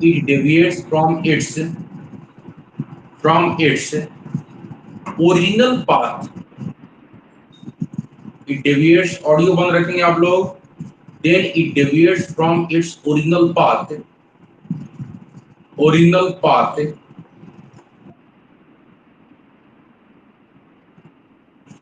This phenomenon is known as refraction of light. This phenomenon is known as refraction of light. This phenomenon is known as refraction of light. Refraction of light. This phenomenon is known as refraction of light. Clear है? अब सुनिए, जो refraction जो phenomenon है light से related, ये reflection से भी ज्यादा इंपॉर्टेंट है और ज्यादा इंटरेस्टिंग है। क्यों भाई, ऐसा क्यों बोल रहे हैं हम लोग? आप याद कीजिए, बचपन से कई घटनाओं को आपने ऑब्जर्व किया है, आप उस पर बस सोचे नहीं है, उस पर कंसिडरेशन आपका नहीं रहा है, लेकिन आप रिफ्रैक्शन को आप अपने डेली लाइफ में रियलाइज करते हैं। जैसे आप लोगों में से सभी लोग लगभग बर्तन साफ किए होंगे या नहीं भी साफ किए होंगे तो देखे होंगे बर्तन, ठीक है, जूठा बर्तन देखे होंगे, घर में सभी घरों में रहता है।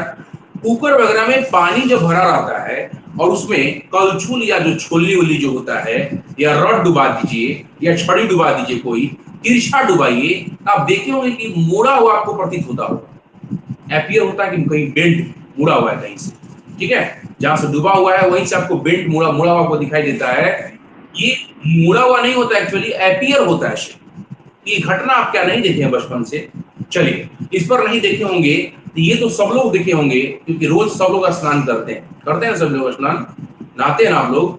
तो बताइए, जब नहाते हैं तो बाल्टी में जो पानी भरते हैं आप, तो बाल्टी का जो बॉटम है, पेंदी जो है, क्या वो आपको उठा हुआ नहीं दिखाई देता है? देखिए, आप लोग कभी केयर किए हैं, बकेट का जो बॉटम है, पेंदी जो है, वो कुछ ऊपर उठा हुआ दिखाई देता है। ये किस घटना के कारण? रिफ्रैक्शन ऑफ लाइट के कारण। आप लोगों में से कोई बचपन में मछली उछली भी पकड़ा होगा, ठीक है? तो पकड़े हैं इसमें से? हाँ, तो देखिए मछली जो पकड़ने वाले लोग हैं या मछुआरी जिसको कहते हैं हम लोग, वो भी पकड़ना एक कला है, आर्ट है, सब लोग नहीं पकड़ सकता है। तो जब बाल्टी का पेंदी आपको ऊपर उठा हुआ दिखाई दे सकता है, तो मछली जो तैरती है पानी में वो क्यों नहीं उठी हुई दिखाई देगी आपको? आपको लगता है कि मछलियां ये ऊपर है, आप हाथ उसी के अनुसार डुबाते हैं पानी में, ठीक है, लेकिन मछली रहती है और नीचे, और जैसी कंपन होता है सब से निकल जाती है, तो धोखा खा जाते हैं आप, ठीक है। तो ये भी जो घटना है आपको, ये फेनोमेनन रिफ्रैक्शन ऑफ लाइट से रिलेटेड है, क्लियर है? तो आपके डेली लाइफ से तो जुड़ा हुआ रिफ्रैक्शन, रोज घटना घटती है, आप रोज उस चीज को देखते हैं, रियलाइज करते हैं, क्लियर है? तो हम लोग कुछ एग्जांपल्स लिखेंगे, लिखिए daily life examples, daily life examples related to refraction of light, refraction of light। हम लोग डेली लाइफ एग्जांपल्स देखते हैं कुछ daily life examples related to refraction of light। First example, पहला एग्जांपल मैंने अभी आपको बोला कि कोई पानी भरी बाल्टी है या पानी भरा कुकर है, उसमें आप कोई तिरछा डुबाते हैं, कोई चीज, छड़ी हो या स्टिक हो, कुछ भी हो, स्टिक हो या छड़ रड हो, उसको तिरछा डुबाइए, वो आपको बेंट अपीयर होता है, ठीक है? मतलब और rod appears bent which is dipped obliquely inside water filled bucket, ठीक है? लिखिए पहला, फर्स्ट मैंने आपको लिखिए, अभी डेली लाइफ रिलेटेड है, फर्स्ट लिखिए और rod appears, a rod appears bent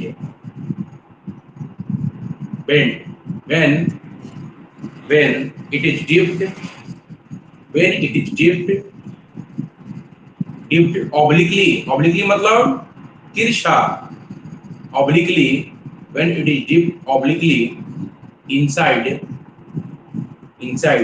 water filled bucket, inside obliquely inside water filled bucket, obliquely inside water filled bucket,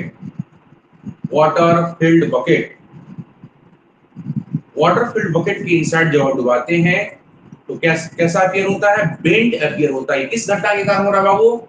refraction of light के कारण। सेकंड लिखिए, सेकंड सुनो, लिखिए bottom of water field bucket, bottom of water filled bucket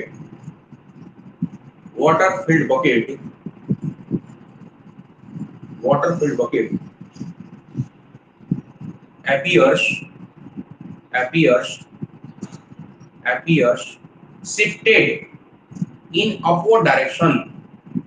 shifted in upward direction, मतलब लगता है कि shift हो गया, ऊपर शिफ्ट हुआ है, उठ गया ऊपर, shifted in upward direction, बिल्कुल, बॉटम लगता है ऊपर उठा हुआ है, इसलिए अपवर्ड लिखवा रहा हूं मैं, अपवर्ड डायरेक्शन मतलब ऊपर के डायरेक्शन में। देखिए नेक्स्ट, अगला टॉपिक लिखिए एन एक्सपेरिमेंट। एक एक्सपेरिमेंट हम लोग देखते हैं, an experiment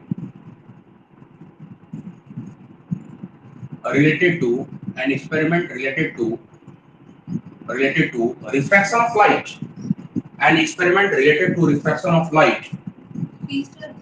But next topic,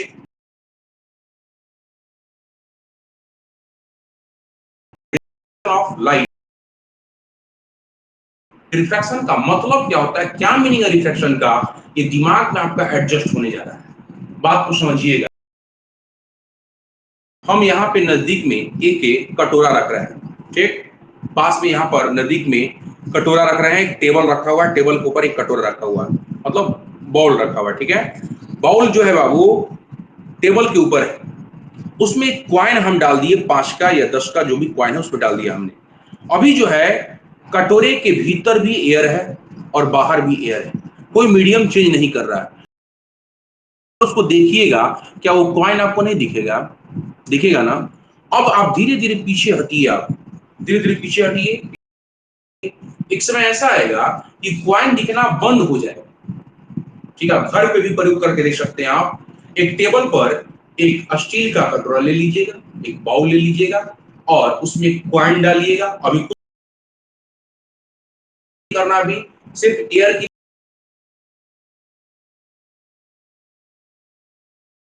क्या मीडियम ही जब चेंज नहीं कर रहा है तो क्या रिफ्लेक्शन होगा? जब मीडियम चेंज नहीं कर रहा है तो क्या रिफ्लेक्शन होगा? नहीं होगा। बोलिए नहीं होगा सर, ठीक है।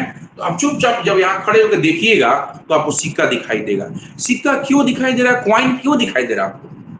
क्यों दिखाई दे रहा है कॉइन को बता सकते हैं? वहां से लाइट रे रिफ्लेक्ट होकर आपके आई के भीतर इंटर कर रहा है और जाकर रेटिना पर इमेज बना रहा है, तभी वो दिखता है। आपको शुरू से बताते आ रहा हूं मैं, जब से लाइट शुरू किया हूं तब से बता रहा हूं कैसे हम लोग देखते हैं किसी चीज को। जैसे किसी भी ऑब्जेक्ट को आप देखते हैं तो उस ऑब्जेक्ट से पहले लाइट रिफ्लेक्ट होकर हमारे आई में इंटर करता है, आई में इंटर करके अंदर में रेटिना होता है, वहां पे जाके इमेज बनाता है, तभी आप उस चीज को देखते हैं, अन्यथा आप देख नहीं पाइएगा। क्लियर है? तो हम लोग अब उसमें क्या करते हैं, जहां से दिखना बंद हुआ है, पीछे हटे हैं, पीछे हटे हैं, जहां दिखना बंद हुआ उसी समय उसको पानी डालने के लिए कहिए, किसी को भी, अपने फ्रेंड को, अपने घर के मेंबर को, किसी को भी, कि आप डालिए पानी उसमें। पानी जैसे डाले आप तो बताइए मीडियम चेंज करिए। वाटर एक अलग मीडियम है और एयर एक अलग मीडियम है। तो वाटर डालने के बाद फिर से वो जो कॉइन नहीं दिख रहा था वो फिर से दिखना शुरू हो जाएगा, स्टार्ट, ठीक है। रीअपियर्स, ठीक, कुछ उठा हुआ है, शिफ्टेड इन अपवर्ड डायरेक्शन। ये किस घटना के कारण हो रहा है? रिफ्रैक्शन के कारण। देखिए इसका एक्सपेरिमेंट थोड़ा सा दिखा रहा हूं मैं, कैसे होता है घटना, देखिए इस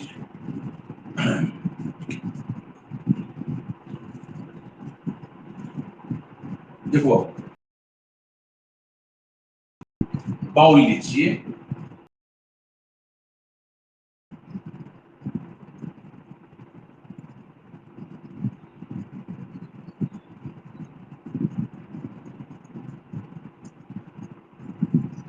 हमने कटोरा लिया और इस कटोरे के बारे में बात हो रहा है, तब ये खाली कटोरा है, इसमें सिर्फ एक सिक्का है, कॉइन, कॉइन डाला गया है, ठीक है, दिस योर कॉइन। और ये क्या, आपको स्टील बॉल कर लीजिए ताकि आपको ऑपेक सब्सटेंस बन जाइए। और भाई आप इसके नजदीक में, पास में खड़े हैं, ये मान लीजिए या प्रिंस जो है खड़ा होकर उसको देख रहा है,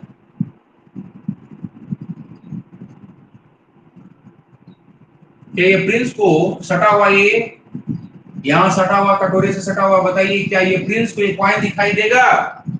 प्रिंस बिना हाथ का नहीं, हाथ है उसका, हाँ, प्रिंस दिख रहा है इसको, बताइए क्या ये कॉइन उसको दिखेगा? बोलो, कॉइन दिखेगा उसको? दिखेगा। क्यों? क्योंकि यहां से लाइट जो रिफ्लेक्ट करके, यहां से लाइट रिफ्लेक्ट करेगा और इसके आई में जाके इंटर करेगा, यहां से लाइट रिफ्लेक्ट होगा और जाके आई में इंटर करेगा, उसको दिखाई दिखने का यही प्रोसेस है कि कहीं से किसी ऑब्जेक्ट पर लाइट पड़े, वहां से रिफ्लेक्ट हो, हमारे आई में घुसे और इमेज बनाए, हम देख लेंगे उसको। अब क्या करिएगा, पीछे हटिएगा, यहां से आप धीरे धीरे पीछे हटिए। एक समय ऐसा आएगा कि कॉइन दिखना बंद हो जाएगा। हम धीरे जैसे पीछे हटे थे, वहां से पीछे हटे धीरे धीरे, एक समय ऐसा आएगा एक कॉइन दिखना बंद हो जाएगा। अब बताइए क्या अभी भी इस पोजीशन पे यदि कॉइन दिखना बंद हो गया, ठीक है, बलुआ या प्रिंसवा जो है यहाँ पहुंचा और ये जो है बाबू दिखना बंद हो गया, तो अब बताइए मुझे, क्या ये कॉइन अभी भी लाइट को रिफ्लेक्ट कर रहा है? अब इसको दिखना क्यों बंद हुआ?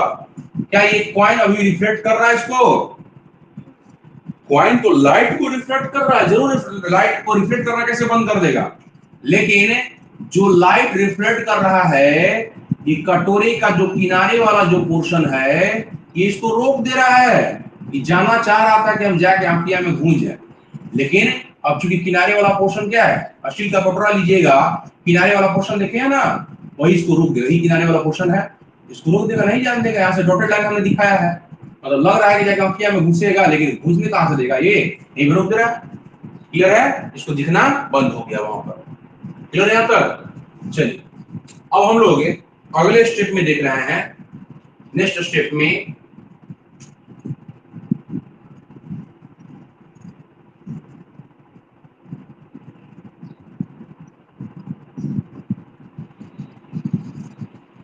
वही बाउल लीजिएगा, अलग बाउल लेने की जरूरत नहीं है, वही जैसे वैसे रखिए।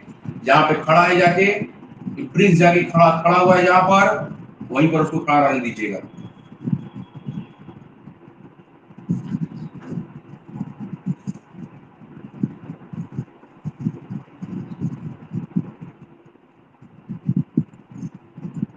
ठीक है, चलिए वही बॉल है हमारे पास। जिस पोजीशन में वो खड़ा हुआ था, जहां पे उसको क्वाइन दिखना बंद हो गया था, ये आपका क्वाइन,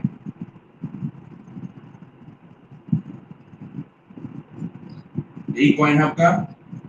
यहां पर आपको ये क्वाइन दिखना बंद हो गया जिस पोजीशन पर, उस पोजीशन पे बाबू फिर से बनाइए प्रिंसिपल को।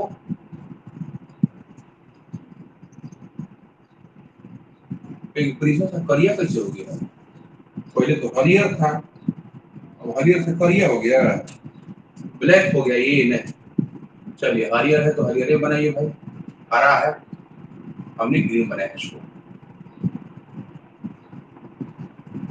चलिए यहीं पर इसको दिखना बंद हुआ था। अब ये कहेगा घर में किसी मेंबर को या फ्रेंड को, अमर पानी डालो, इसमें पानी डाला। जैसे इसमें पानी डालिएगा, पानी इसमें डालिएगा तो मीडियम चेंज कर रहा है।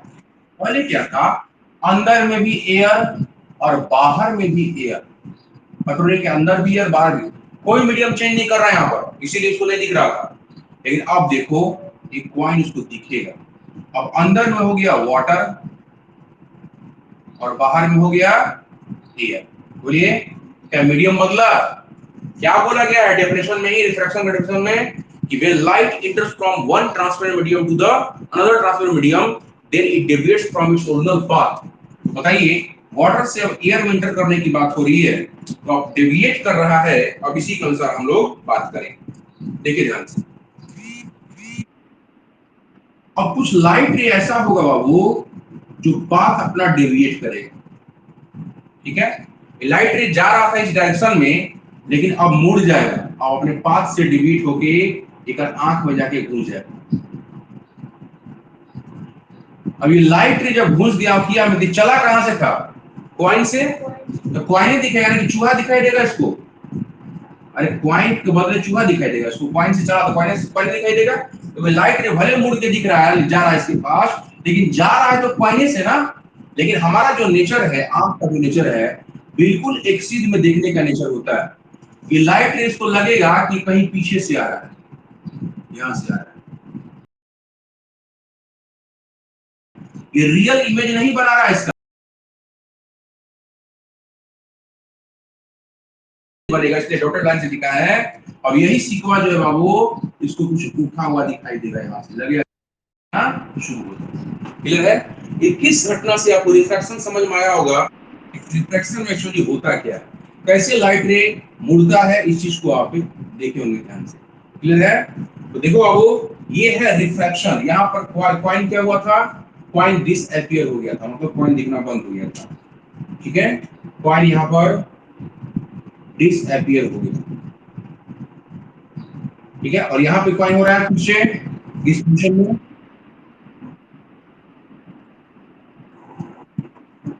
क्वाइन रीअपीयर हो गया। एक मिनट और,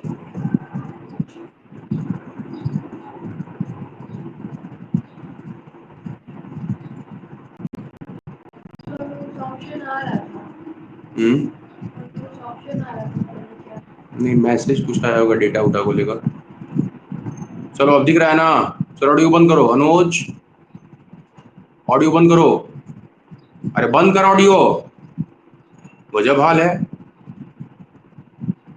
चलो ऑडियो बंद रखेंगे। हाँ देखो, देखिए ध्यान से, देखिए अब दिख रहा है। इसको आप स्क्रीन में बड़ा करके भी देख सकते हैं।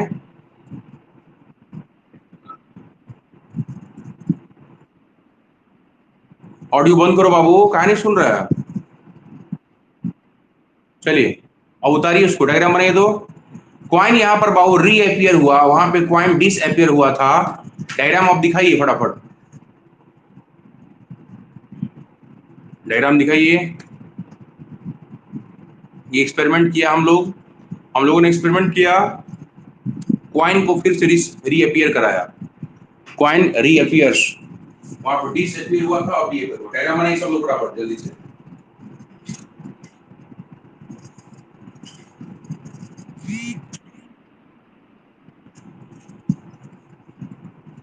बनाइए, तभी आपको समझ में आएगा रिफ्रैक्शन। रिफ्रैक्शन को समझाने के लिए, दिमाग में घुसाने के लिए बताया गया, इसको बनाइए फटाफट जल्दी से। ऐसे होता है रिफ्रैक्शन, इसी डायग्राम से आपको समझ में आएगा लाइट रे कैसे मुड़ गया, ये कैसे रिफ्रैक्ट हुआ और जाके आई में सीधे इंटर कर रहा है। इसी वजह से आपको क्वाइन जो है फिर से रीअपियर होता है due to refraction of light.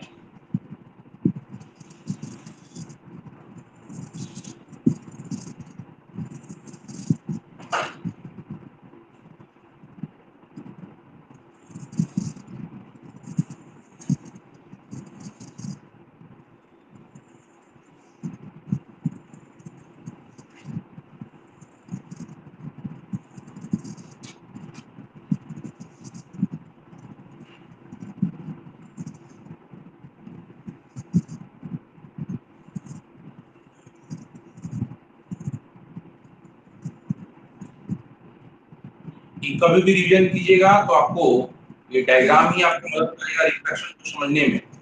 इसलिए सब लोग बना लीजिए, स्क्रीनशॉट लेने का मन करे स्क्रीनशॉट ले लीजिए आप।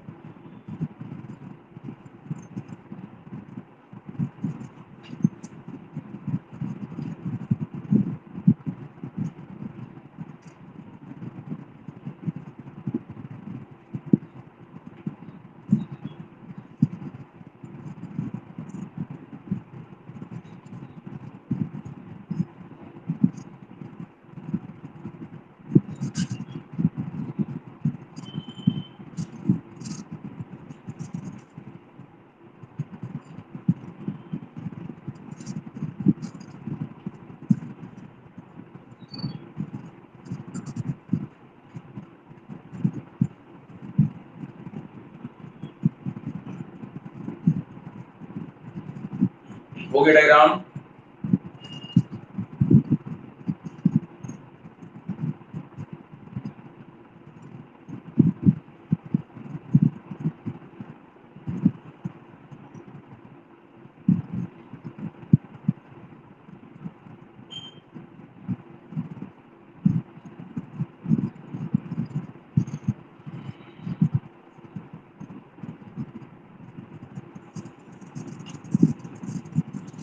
जल्दी बनाइए।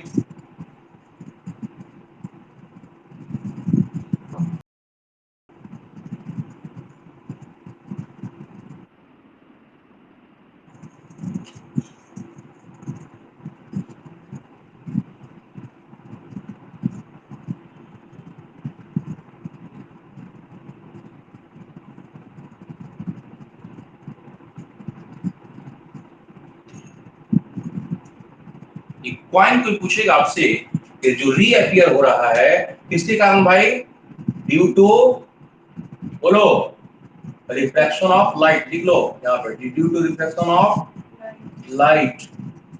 रिफ्रैक्शन के कारण मीडियम चेंज किया, रिफ्रैक्शन हुआ, अभी आपको दिख रहा था, नहीं दिखता ये। बना ली डायग्राम सब लोग। चलो डायग्राम बना लिया बाबू, डायग्राम हो गया सबका।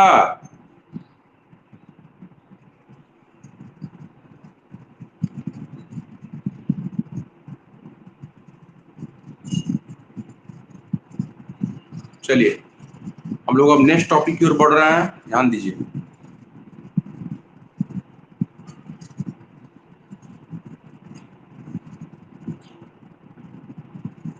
चलिए अब हम लोग देखेंगे रिफ्रैक्शन होता क्यों, कॉज ऑफ रिफ्रैक्शन। हेडिंग दीजिए next, cause of refraction. Cause of refraction, क्यों होता है रिफ्रैक्शन, इस चीज को हम लोग देखते हैं। कॉज ऑफ रिफ्रैक्शन कोई बता सकते हैं क्या आप में से कोई? कॉज ऑफ रिफ्रैक्शन क्यों होता है भाई? रिफ्रैक्शन होता क्यों है, क्या इसके पीछे कारण है? एनीबॉडी? सुनिए, जब मीडियम चेंज करता है, रिफ्रैक्शन का आपने डेफिनेशन ही लिखा है, when a light ray enters from one transparent medium to another transparent medium, then it deviates from its original path. This phenomenon is known as refraction of light. आपने ये देखा है। कोई कॉज पूछ दिया आपसे कि क्या कॉज है रिफ्रैक्शन का, क्या जवाब दीजिएगा? रिफ्रैक्शन का क्या कॉज होता है? मीडियम चेंज करने पर, जब मीडियम चेंज करता है तो एक्चुअली क्या होता है, स्पीड जो होता है वो लाइट का, जब मीडियम चेंज होता है तो स्पीड ऑफ लाइट चेंजेस, मतलब लाइट का अपना स्पीड बदल जाता है, चेंज करता है। क्लियर है?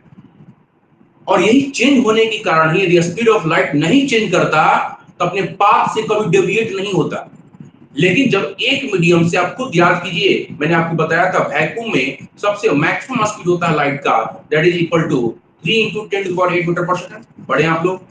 और जब वाटर में इंटर करता है उस समय और घट जाता है, पानी में ये आपको ग्लास में इंटर करेगा तो और घट जाएगा। तो मतलब मीडियम चेंज करने पर आपको क्या होता है, स्पीड ऑफ लाइट चेंज करता है, और इसी चेंज करने के कारण, स्पीड चेंज करने के कारण रिफ्रैक्शन की घटना घटती है। लिखिए आप इसका लैंग्वेज लिखिए, लैंग्वेज लिखवा रहा हूं आपको, लिखिए when light ray enters from one medium to another, when light ray enters from one medium to another, then one then its speed changes, then its speed changes, then its speed के bracket में आप velocity लिख सकते हैं आप, then its speed के bracket में आप लिख सकते हैं वेलोसिटी, स्पीड बोलिए वेलोसिटी, आप भी लिख सकते हैं, ऐसे लिख सकते हैं आप, velocity changes full stop, due to change in speed, due to change in speed oblique velocity, कमा दीजिए velocity, refraction of light occurs, refraction of light occurs, OCCURS occurs। ठीक है? चलिए अब सवाल ये है कि मीडियम चेंज करने पर स्पीड क्यों चेंज करता है भाई? सवाल ये है क्यों स्पीड चेंज कर रहा है? अभी किला मैदान, आपके बक्सर का जो किला मैदान है वो खाली पड़ा हुआ है, आपको भेज दिया जाए कि जाके उस पर दौड़ कराओ, तो आपके पास जो एनर्जी है आप फुल स्पीड के साथ दौड़िएगा उसमें, ठीक, क्योंकि खाली पड़ा हुआ है, मतलब अभी डेंसिटी उसका बड़ा नहीं है। उस फील्ड में कोई मेला लग जाए, ठीक, तो आपका स्पीड क्या पहले वाला रहेगा, जितना फ्री होकर आप, जब डेंसिटी उसका एकदम नहीं था, जीरो था, फील्ड एकदम खाली था पूरी तरह से, उस समय जिस स्पीड से आप दौड़ रहे थे, क्या उसी स्पीड से दौड़िएगा? घटेगा ना आपका स्पीड। अच्छा, उसके बाद मान के चलिए कि उस फील्ड में कोई नेता आ जाए, चुनाव का टाइम आया हुआ है, तो नेता आ गया तो और जाम लगेगा और आपका स्पीड घटेगा। अब नेता के बदले कोई अभिनेता आ जाए तब तो फिर और मारामारी होगा और आपका स्पीड घट जाएगा। दम बिल्कुल इसी तरह से लाइट भी बिहेव दिखाता है। जब वैक्यूम से चलता है तो वैक्यूम में फुल स्पीड में दौड़ता है, फुल स्पीड में चलता है, 3 × 10⁸ मीटर पर सेकंड, आपने पढ़ा था। वैक्यूम में सबसे मैक्सिमम स्पीड होता है लाइट का, और there is no any object which is velocity greater than that of velocity of light. there is no any object in this universe which has velocity greater than that of velocity of light in vacuum. Vacuum में जो light का speed होता है उस speed से इस पूरे universe में कोई ऐसा ऑब्जेक्ट नहीं है जिसका स्पीड ज्यादा हो। क्लियर है? तो सबसे ज्यादा स्पीड से चलता है वैक्यूम में। जब एयर में एंटर करता है तो एयर में हल्का फुल्का घट जाता है, एयर में कुछ मॉलिक्यूल्स वगैरह होते हैं, गैस मॉलिक्यूल्स वगैरह, उसका इंपैक्ट पड़ता है और उसका स्पीड कुछ डिक्रीज कर देता है। तीसरी बात, जब पानी में एंटर करेगा उसका स्पीड और घटता है, जब ग्लास में एंटर करेगा तो उसका स्पीड और घटता है। क्यों भाई? ग्लास और ज्यादा डेंसर हो जाता है, वाटर ज्यादा डेंसर हो जाता है ग्लास, और वाटर जो है एयर से ज्यादा डेंसर हो जाता है। तो जैसे जैसे डेंसिटी बढ़ रही है मीडियम की, वैसे वैसे लाइट का स्पीड क्या होता है? घटता है। ठीक है, मतलब मीडियम का, क्योंकि हम लोग स्पीड चेंज करने की बात कर रहे थे, what is the reason behind change in speed with change in medium, मतलब मीडियम चेंज करने के साथ स्पीड में क्यों चेंजिंग आ रहा है भाई? इसका कोई कॉज पूछे, लॉजिक पूछे, आप बोलिएगा actually when medium changes then its density also changes, इसका डेंसिटी भी चेंज करता है, और जब डेंसिटी चेंज करेगा तो निश्चित रूप से स्पीड ऑफ लाइट चेंज कर जाता है। देखिए next topic, cause of change in a speed, change in a speed with change in medium, with change in medium, मतलब स्पीड में चेंज क्यों आ रहा है भाई? मीडियम के चेंज के साथ स्पीड में क्यों चेंजिंग आ रहा है? इसको लिखना है आपको, इसको लिख लीजिए पहले, टॉपिक है ये, नीचे लिखिए आप एक्सप्लेनेशन इसका। देखिए when medium changes, when medium changes, then actually its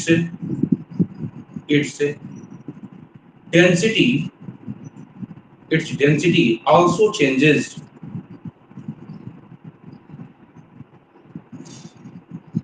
Density also changes due to change in density, full stop के बाद, due to this change in density, due to this change in density of medium,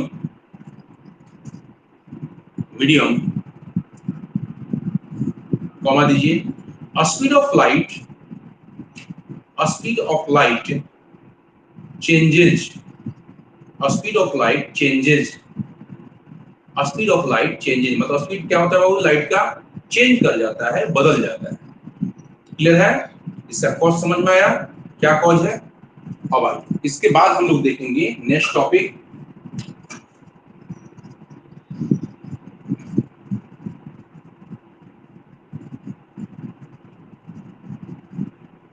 लिखिए next, optical density.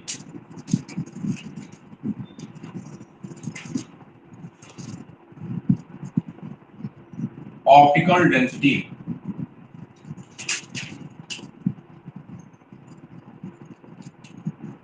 Optical density क्या है? Optical density, इसको समझिएगा, optical density क्या है? देखिए, आप मीडियम चेंज होने पर स्पीड ऑफ लाइट चेंज कर जाता है।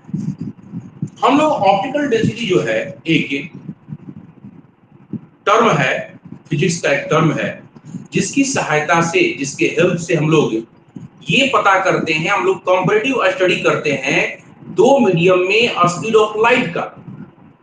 ठीक है, और इसको एक्सप्रेस करते हैं दो तरह से, एक होता है ऑप्टिकली डेंसर मीडियम और दूसरा होता है ऑप्टिकली रेयर मीडियम। ठीक है, तो क्या है ऑप्टिकल डेंसिटी? जैसे मान लीजिए हमने कहा कि speed of light in air या speed of light in water 2.25 into 10⁸ metre पर सेकंड, और ग्लास में 2 into 10⁸ मीटर पर सेकंड। तो कम है, किसी एक मीडियम में कम है, दूसरे में ज्यादा है।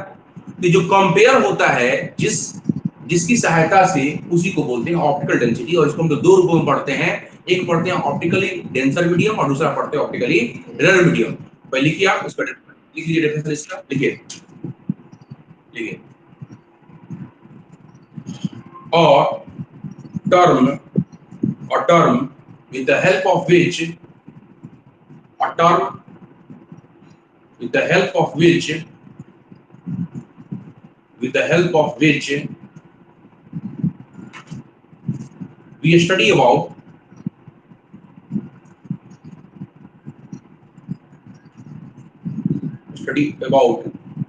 comparison of comparison of speed in two different media.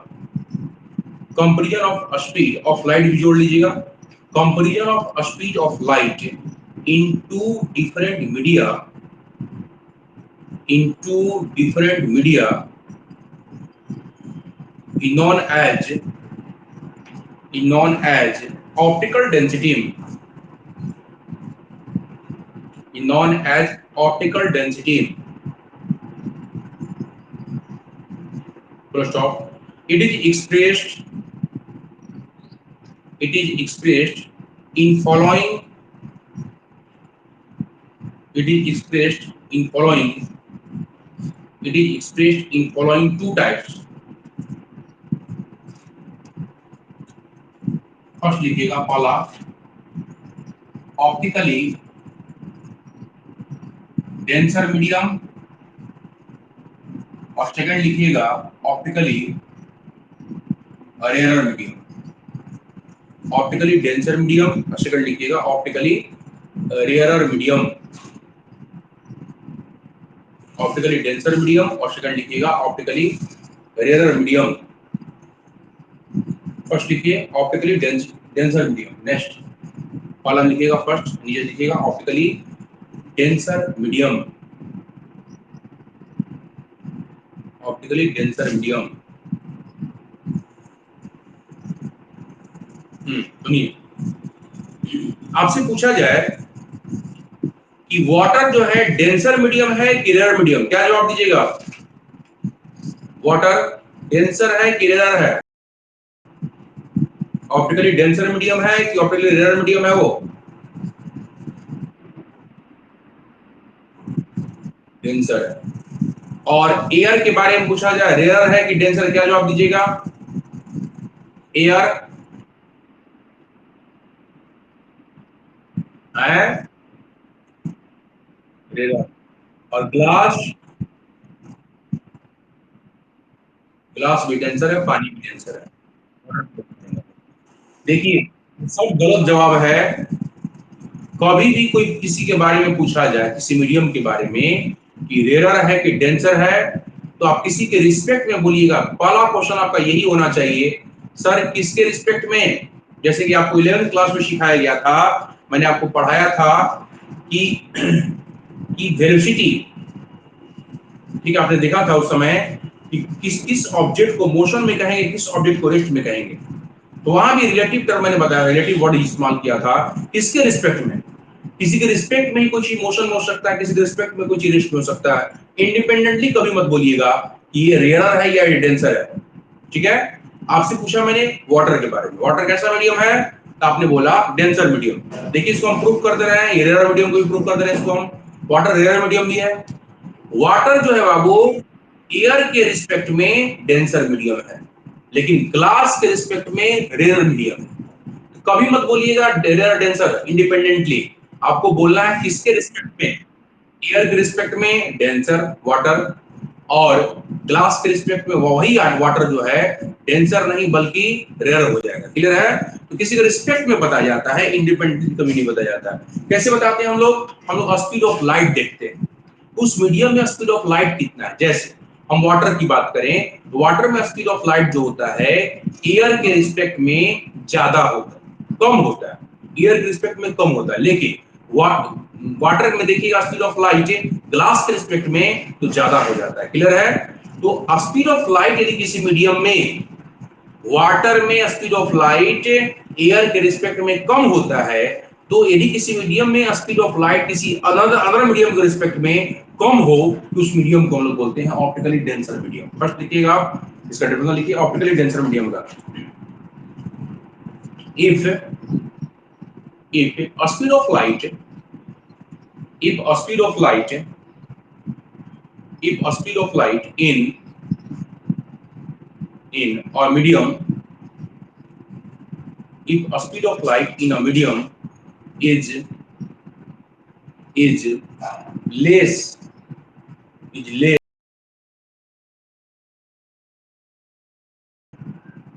less than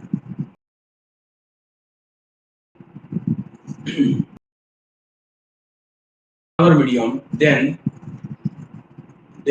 this medium is known as optically denser medium. I repeat कर रहा हूं मैं. Then this medium is known as optically denser medium. Optically denser medium with respect to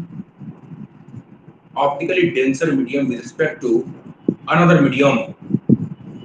With respect to another medium. देखिए मैं repeat कर रहा हूं. If a speed of light in a medium is less than that of another medium, then this medium is known as, इसका छोटा है उसको लिखवा रहा हूं मैं. Then this medium is known as optically denser medium with respect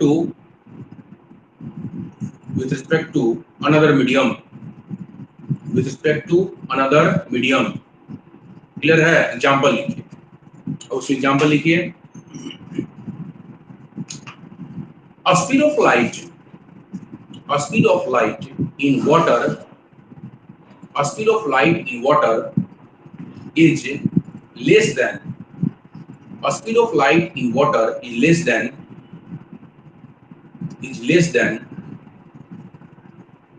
that of air.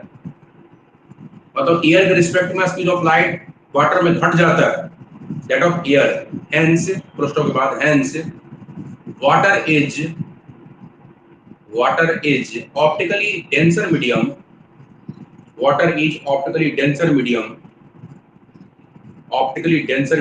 with respect to air. Optically denser medium with respect to air. Air के respect में क्या है? ऑप्टिकली डेंसर मीडियम है वाटर. अब लिखिएगा इसके बाद next optically rare medium.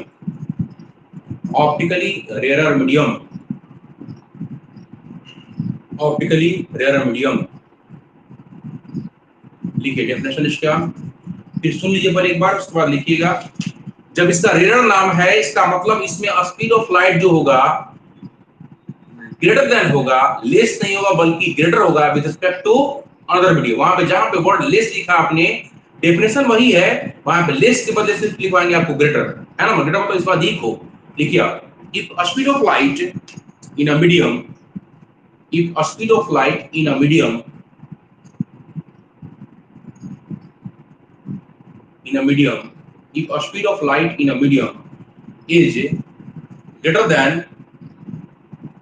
is greater than that of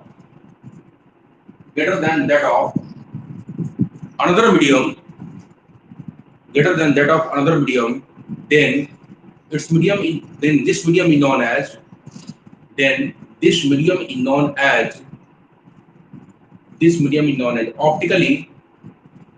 optically rarer medium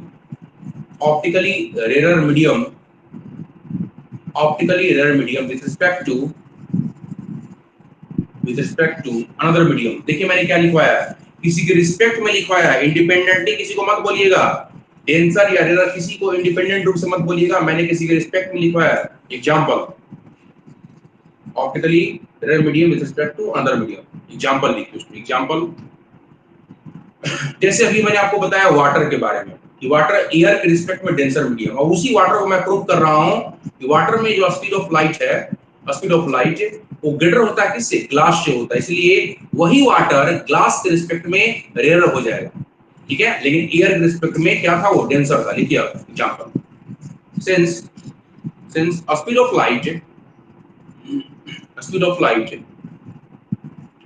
in water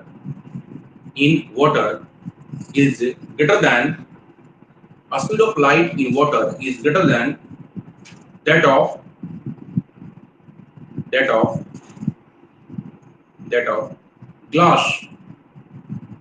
that of glass hence hence hence water is optically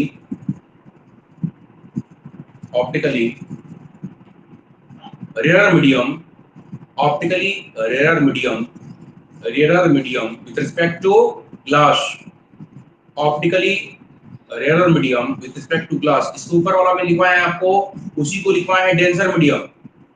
इसका मतलब किसी के रिस्पेक्ट में बात होती है, एक ही मीडियम किसी के रिस्पेक्ट में डेंसर भी हो सकता है और दूसरे मीडियम के रिस्पेक्ट में रेयर भी हो सकता है। इसलिए कभी भी मत बोलिएगा इंडिपेंडेंट रूप से, कोई भी पूछे एयर कैसा मीडियम है तो पहले पूछिएगा किसके रिस्पेक्ट में, वाटर कैसा मीडियम है, डेंसर क्लियर किसके रिस्पेक्ट में। समझ रहे बात, किसी के रिस्पेक्ट में ही हम लोग बोलते हैं जब भी बात करते हैं। तो क्लियर है यहाँ तक? बोलिए, यहाँ तक किसी को कोई डाउट? हम लोग अब कुछ टर्म्स देख लेते हैं जल्दी, फटाफट लिखिए आप। some important terms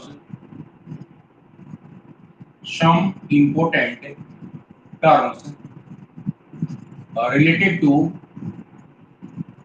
reflection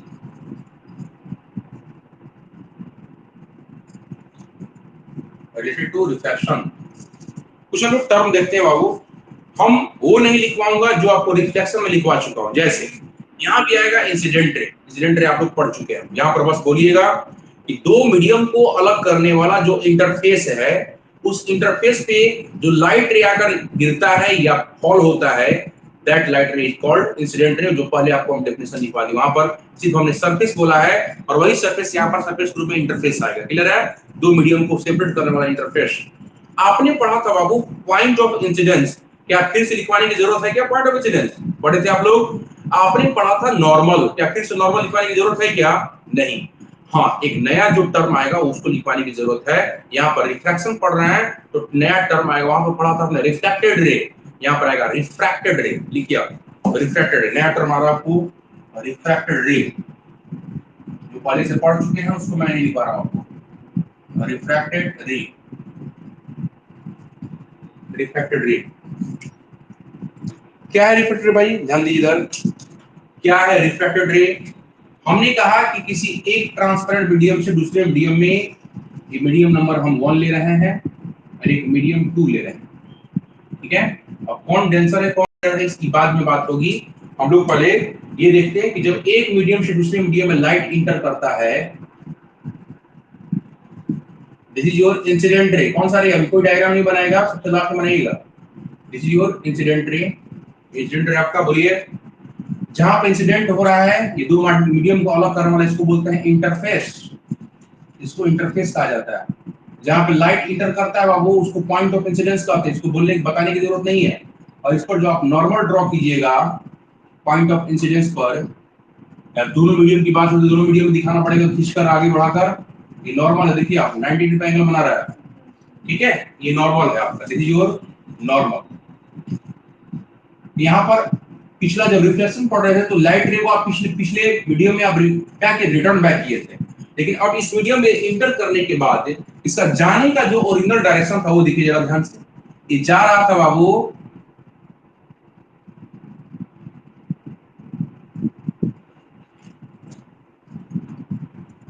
ठीक है, ये जा रहा था बाबू डायरेक्शन देखिए इसका, ये इंसिडेंट रे का डायरेक्शन है, ये ओरिजिनल डायरेक्शन है, original direction of incident ray, इसी रे का जो है ओरिजिनल डायरेक्शन है। लेकिन अब इस पाथ पर ये नहीं चलेगा, ये भटक जाएगा, या तो इधर मुड़ेगा या फिर उधर मुड़ेगा। इधर भी इसको मुड़ा दीजिए, मान लीजिए हम इधर मुड़ा दिए, ये भटक गया, ये जाना चाहिए था इस पथ पर लेकिन मुड़ गया इधर। यही तो है रिफ्रैक्शन। ये मीडियम 1 है, मीडियम 2 है, मीडियम चेंज किया तो लाइट रे क्या हुआ? अपने पाथ को मोड़ दिया। मतलब जिस पाथ पर वो डेविएट होता है, जिस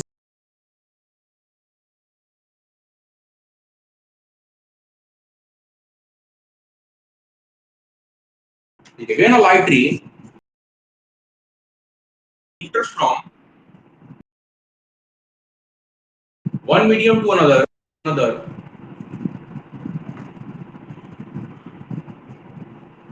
one medium to another, then then a path, then a path on which, then a path on which it deviates, on which it deviates, known as refracted ray, known as refracted ray, known as refracted ray. Clear है बाबू? ठीक है, diagram मत बनाइएगा। अब देखिए next हम लोग angle of reflection देखते हैं। एंगल ऑफ क्या?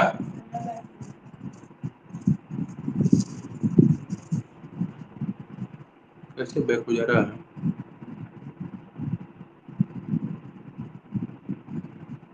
डेटा बाबू लगता है आज क्लास यहीं तक रहने दिया जाए क्या है? क्लास यहीं स्टॉप कर रहे बाबू? ठीक है।